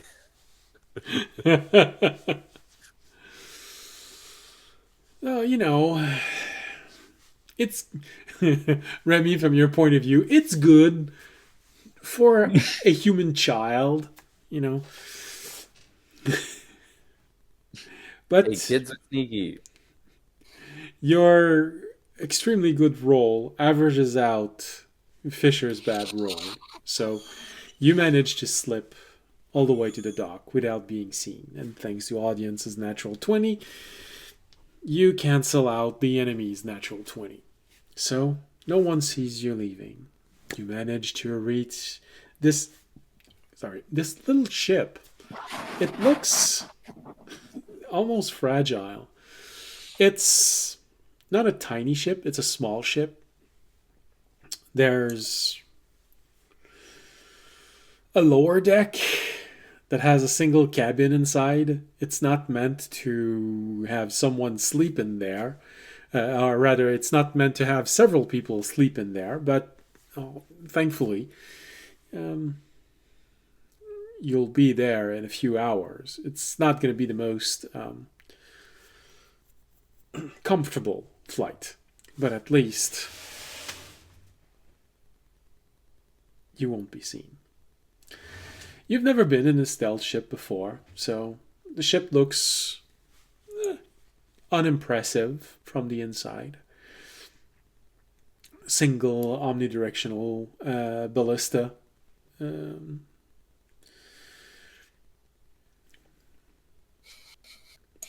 you see that the captain of this ship is used to being alone or with someone else. In the bunk, there is a second bed. He still wears his hood, even though he's entering there, but you notice that his hands are scaling. If he's a dragonborn, he's a bit short. But who knows? So, I hear that you want to go to a small island. And he pulls out a map. This one over here, if I'm not mistaken. And he points to the one that is encircled on the map.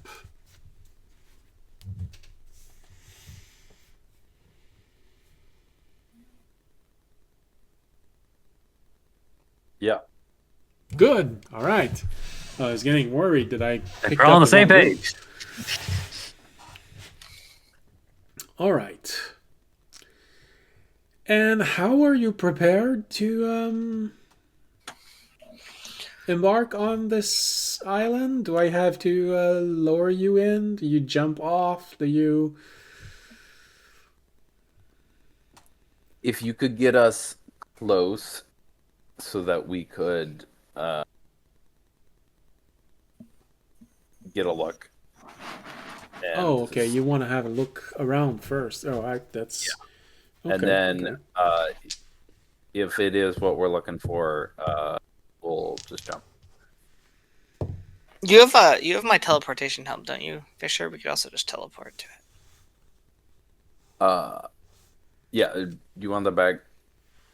Oh, no, you could. Are you gonna attune to it, or are you not? Well, I'm currently attuned to it. Yeah, no, that's fine. You can keep it for now, unless you don't want to be. Well, you know, if we want to be extremely strict on the available slot on his body, he's going to have to take off his hat if he wants to wear the helm. I did wear the helm. I offered it to audience, but he didn't want it. For some reason, looks amazing. Do you want to keep the helm, or do you want me to take it? I will. You can wear your hat on the helm. I don't mind. Do you have another attunement item that you really want? I mean, I can drop like a cloak or ram protection. That doesn't really matter. Uh, I'll keep it. Okay.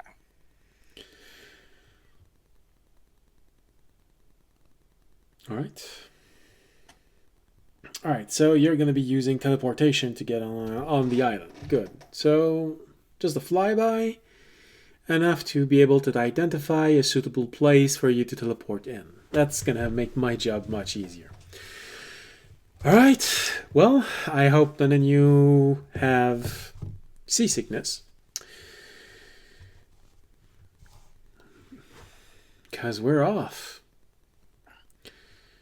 And the ship starts moving. After a few minutes, he taps on a few things on the console in front of him, and from your point of view, nothing really happens. You feel a slight humming, vibration, and you have to take his word for it that the ship is currently stealthed. It tells you it's not actually the hull of the ship that becomes stealthed. It's more of a bubble that forms around it. It's I heard that the very first versions of these field, they actually just encased the ship, and people kept stumbling inside because they couldn't see the ship as they were moving inside. Can you imagine how that would feel? Yeah, okay, I see you're not even slightly interested in those stories. Alright, never mind. Oh, this is going to be a long voyage. Alright. And the next... It's an amusing thought.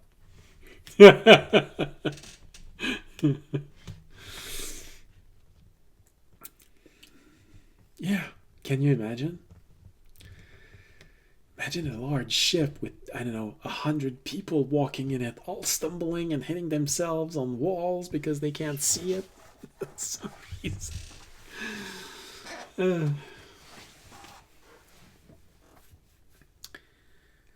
I don't know if you want to make a roll to see if you eventually just lose your cool and start screaming after the guy. But he keeps talking like this the entire way. Small talk, the very smallest of small talk, about everything and anything. Everything is a subject to him.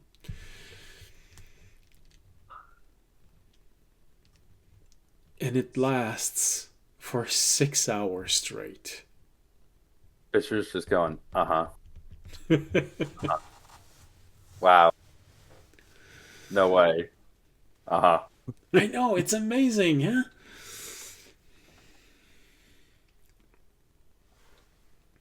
After 6 hours, he points out that you're arriving to the destination that you pointed out to him. Oh, look at that. Time sure flies when you're having fun. And he nudges you, Fisher, huh? What?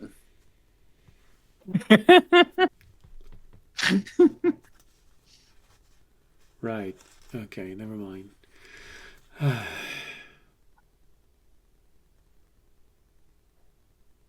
Maybe this is why Mom told me I would never have any friends. So, Mr. Fisher, do you have one of those devices that allows you to speak with people remotely? Device? No. Well, yeah. Right. Never mind then. Well, that was a nice pleasure talking. Not sure I can call it talking. All right, never mind. The island is over there. We're gonna make a pass. Looks like there's actually an interesting little operation there. See there, over there on the cliff? That's a little entrance there. If you look carefully, we're going to see someone come out of there once again. I'm sure you missed it. Remy, you didn't miss it. Your passive perception is too high. Like, Randy, you didn't miss it.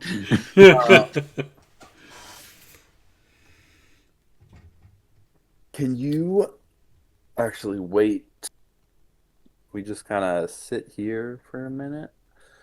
And I would like Terry to cast clairvoyance around that spot and get a better, closer look. Okay. Oh, well, yeah, sure. I mean, my contract ends when you're off the ship, so technically I'm still responsible for you right now. So he takes a hovering position. Terry, concentrate. Do you initiate a telepathic bond?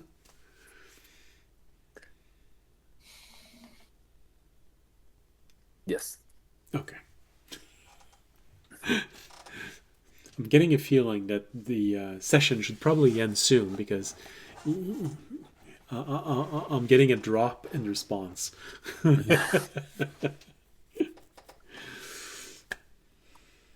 Yes, my camera isn't working.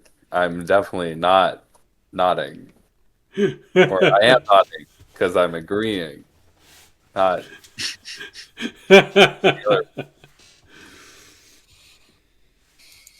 I'm also talking about audience. You know, he's already in a bathrobe, so I'm teasing you, Sam. No, you're good. So, takes a few moments.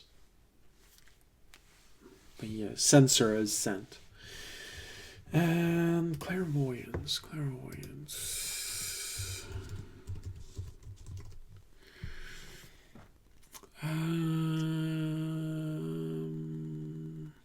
It's line of sight from when you're looking from the sensor. As your action, you can switch between seeing and hearing. Such as okay.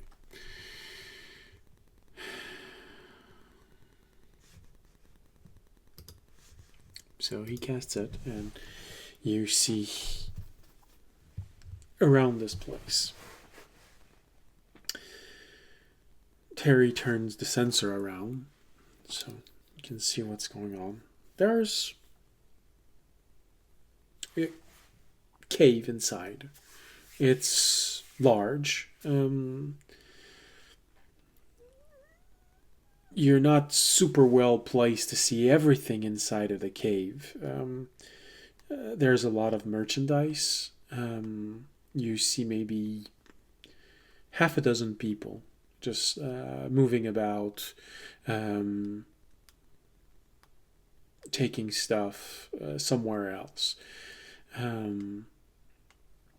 Other are just pushing it back here. There's some activity. The entrance is guarded by two persons. How long do you spy through that sensor?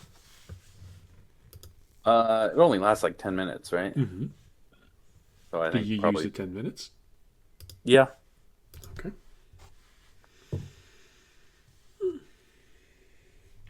Do you switch from audio to video during that 10 minutes? Yes. Okay.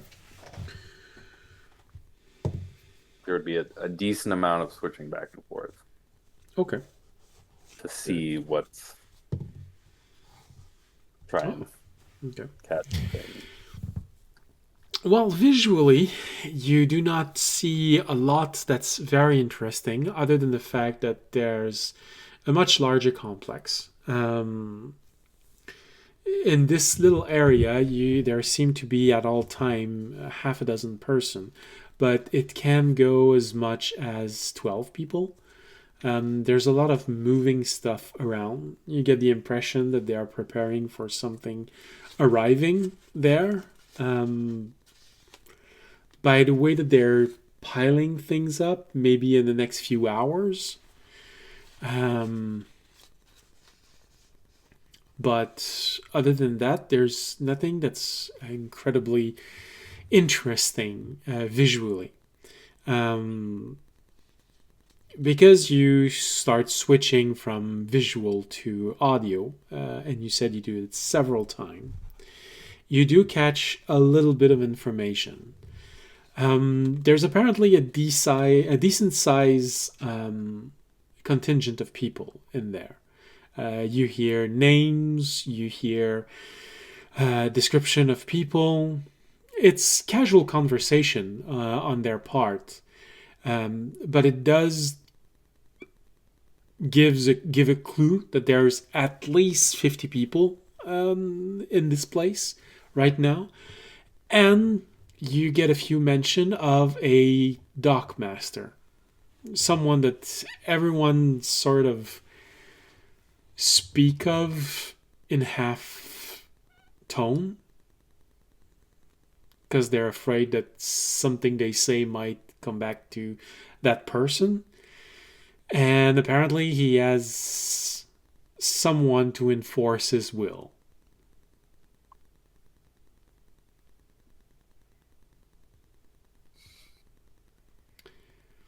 Other than that, you learn that there is a lot of movement. You learn that the place is getting full. So hopefully that means there is a transport that's going to be coming by within the next few days to pick up important riches. But you don't have confirmation of that. But according to what you're hearing, the pickup point seems to be more than half full in its reserves. You don't know exactly what that entails, how much money or treasure, but it's the information that you gather. Can we tell if it's...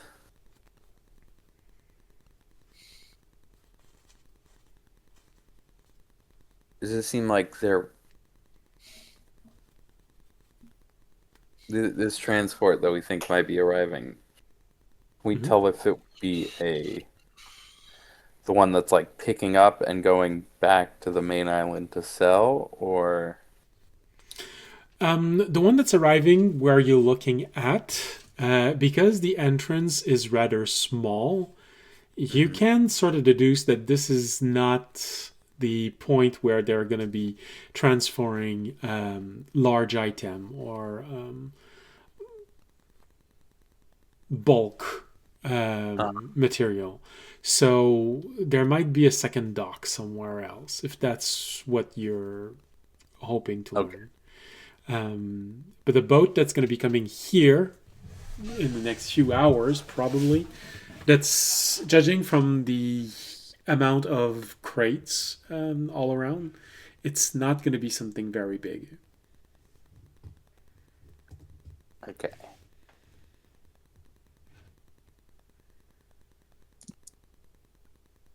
So there's potentially another hole somewhere, another entrance point.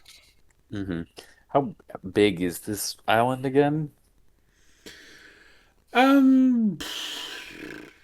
A little under a mile long, but there's no vegetation. It's just rocks. Rocks, jagged reef. Half of it is submerged, but you can definitely see that it's shallow between the elements of the reefs. So it's a huge rock with spikes coming out of the water. I'll ask the captain if we can circle around and see if we can find another. Yeah, sure. And so far, they don't seem to have noticed us. So, yeah. So he starts moving.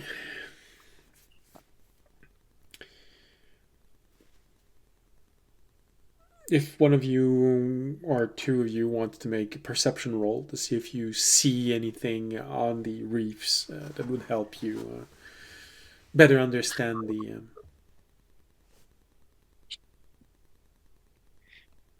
So maybe we'll even get out the spyglass. Oh. Well. And then maybe just for fun, he's going to put the eye patch on his other eye. Nice. It helps you focus through the spyglass. I got a 2 for a total of 13. While you're squinting, trying to figure out what's the difference between the pieces of rocks and what could potentially be something, Remy's having fun like there's no tomorrow. 27. Remy, you spot several places where it suggests that there is a rather large complex hidden within the different rocks. You see rope bridges connecting different points. You see two larger holes, two larger caverns, which are well hidden, but not so well that Fisher would have been able to see them if he was looking in the right direction. Come on, over there.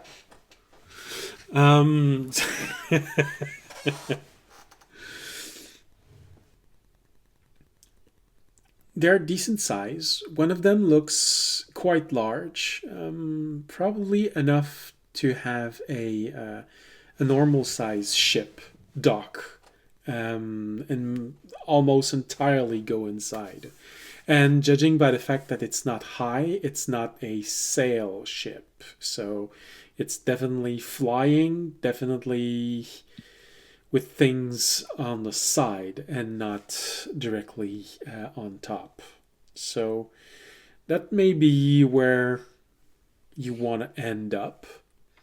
The other one seems like it could house something as large as a normal ship, but the way that it's made feels less like a large docking port. So either it's something for several smaller ships to be able to go there, or it's not a place where people dock. So maybe an observation platform or something that they can use a crane to get stuff off of a ship that would be lower than that, lower than the entrance. But with your roll, that's what you see. There's these three places where it connects with the outside. There are several rope bridge connecting different places on this island. And the complex itself, you would say, is probably several 100 feet wide. So there's potentially 200 to 300 people in there. That's super fun. Damn. It's a lot bigger than I thought it was. Well, they're spread out throughout a variety of complex. You know, these rope bridge that brings them all together. It's sort of like you're watching 5 small complex that have been networked together using those rope bridge. Um, so with that, it becomes much larger. But there is the element of, all right, so if there's these 5 places, it does mean that although there are potentially hundreds of people in there, but they can't all be at the same place.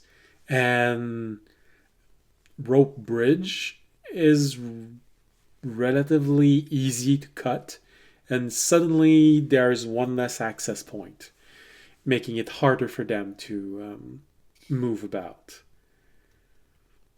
But yeah, in grand total, it does feel a little bit large. Maybe to at least communicate that particular piece of information. Well, try. It's like Ramey's going to say, "Hey, how many copper are there in 3 gold again?"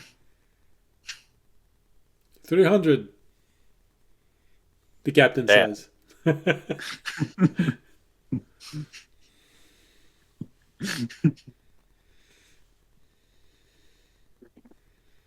Well, Maybe he's just going to minor illusion a person to emphasize, hopefully clarify his point. Yes. Yeah. That's more than we expected.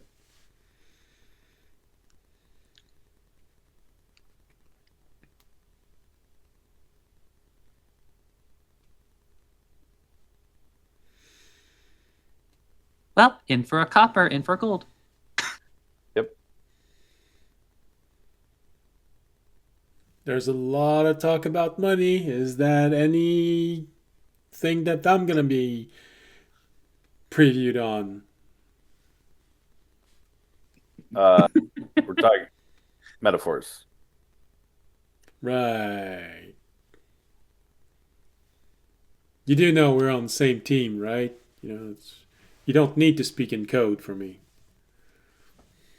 That's how he talks. That's the only way he can talk. Really? Yeah. That must be annoying. And he looks at you, Remy, when he says this. Meaning that he's talking to you, saying that must be annoying.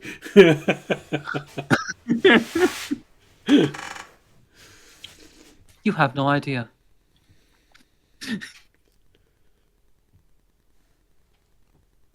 Well,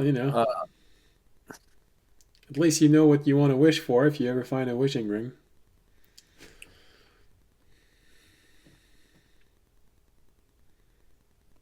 It's probably not going to work because that's the desire of a god, and gods are stronger than wishes. So.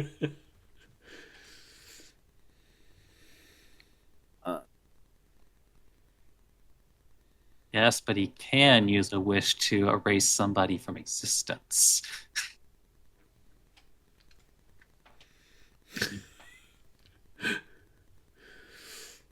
True. With an asterisk. Yeah. You better word that very carefully because you might have a weird surprise.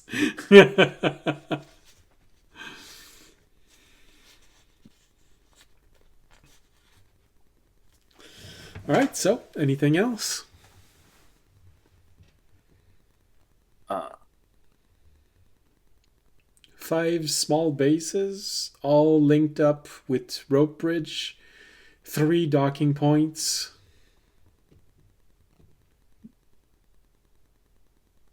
And a whole lot of low-level people, with potentially one higher-level person, the dockmaster.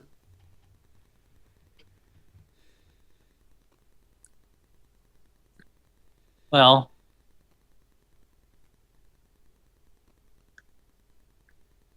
I guess it really depends on, do we want to try going the way that everybody does or go in the way that nobody does?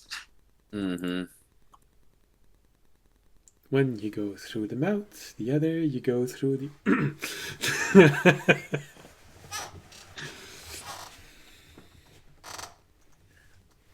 No. Because if there's like a whole part where like basically, well, more than likely nobody is docking there, it's like, I think we go in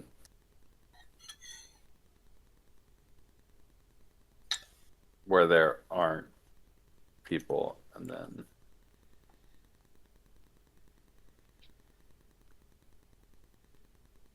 like where it's least occupied, and then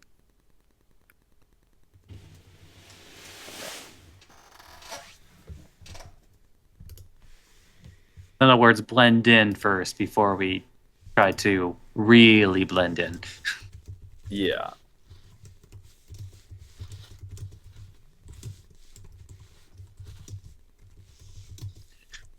Fury is typing. Is it Terranad or is it something? Or did Raimi notice something? Always the question.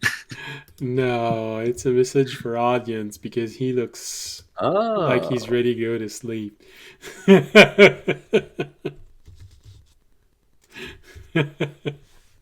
I'm just reassuring him.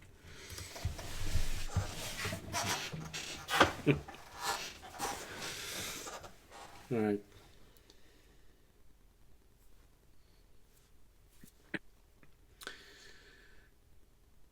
So, what's your final strategy to enter this place? I don't know. Wondering if we just save a teleportation charge and just. Like I said, that's completely up to you. 5 complex, 3 entry points, several rope bridge connecting them all together. Between 2 and 300 people and a dockmaster. With a enforcer or brute or something like this. That's what your intelligence tell you.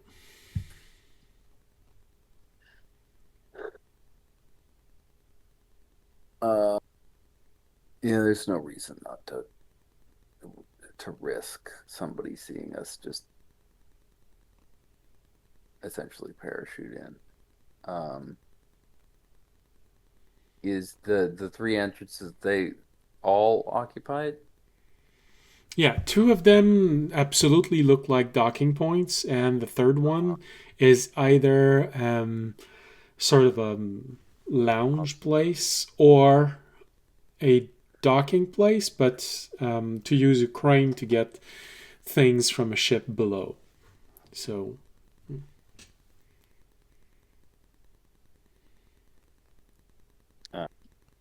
Just what? Still trying. Is it seem like most of it's like underground, and there are 3 like cave entrances, or is this yes, just all above ground and there's just 3 like built up dock spots, or 2 docks in the so the way that the docks are made, they're half inside of a cave and half outside. That's the largest one. The one that looks like a lounge or a docking port for large material. This one has a bit of an overhang. So if there's a crane under that overhang, it'll be able to go get things that are under it and raise them up. And the third one is the one that you saw. It really looks like a cave that's been dug out, and ship just stops, sailing ship stops, and they can unload and reload from there. Does that help you a bit more with the visual? Yeah.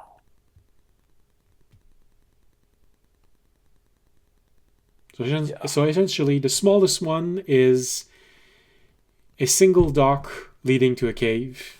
The bigger one is a large cave that the dock is half inside, half outside. And the third one might be to get things off, large things off of sailing boats. So it's all inside, and there's an overhang where there's possibly something to grab things that are under it. And of course, there are all the rope bridges. All the rope bridges all connect to small doorways, so small cave entrance. But those aren't big enough to have something dock. They just are big enough for someone to walk inside of.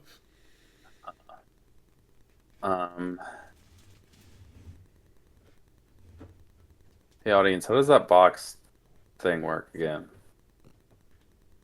Do we have to turn on? I think audience is gone. I'm pretty sure we just put it over our bodies, and it takes on the most natural form of our environment. All right. So I figure we start that and then teleport down. So we just aim for the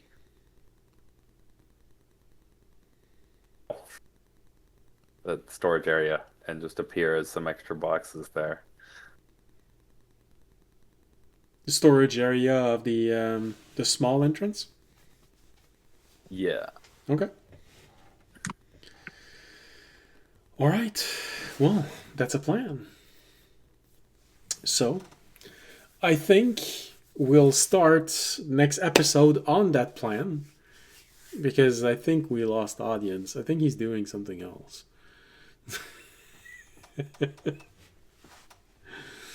All right. So, audience.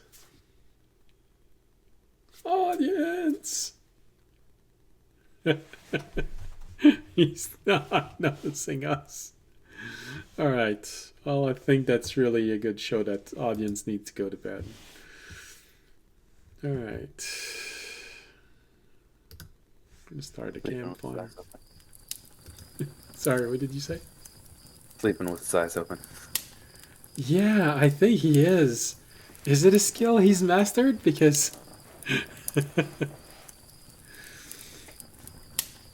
maybe he closed. Yeah, maybe he's not hearing us also. All right. So, there you go. With this is going to be it for tonight. Before we actually lose someone. Alright, so next episode we start with entering this place and making sure that we are not seen or killed. So hopefully you'll be there next episode. Thank you very much for the raid. It was very much appreciated. I know it was more of a planning episode, but hey, if you're there next episode, you're gonna be there for the infiltration, possibly combat, and of course the grand finale of the final destination. So hopefully we'll see you again next week. And for everyone else, well, like I just said, see you next week. Hope you had a pleasant whatever party it is, wherever you are in the world. Hope you found whatever it was you were looking for. And I also hope that you will be there next week. Wednesday live broadcast, Friday rebroadcast, both 7:30. Wednesday is 7:30 Western Coast time. Friday is 7:30 Eastern Coast time. And in between, map making and world building with me, 9:30 Eastern Coast, because that's where I live. And if you want to support the channel, we got Twitch, Twitter, YouTube, Patreon, a link below for donation. Only donate if you can afford it. And you can always spread the word of the channel. It helps tremendously. And did anyone happen to catch who rated us exactly? I might try to see. Lich Souls. I might try to see if they broadcast on days that we broadcast. We'll try and raid them also. Alright, so that's it. That's everything I can say. Thank you for being here tonight. Hope to see you again next week. And as always, stay safe and stay healthy. Good night. Penny.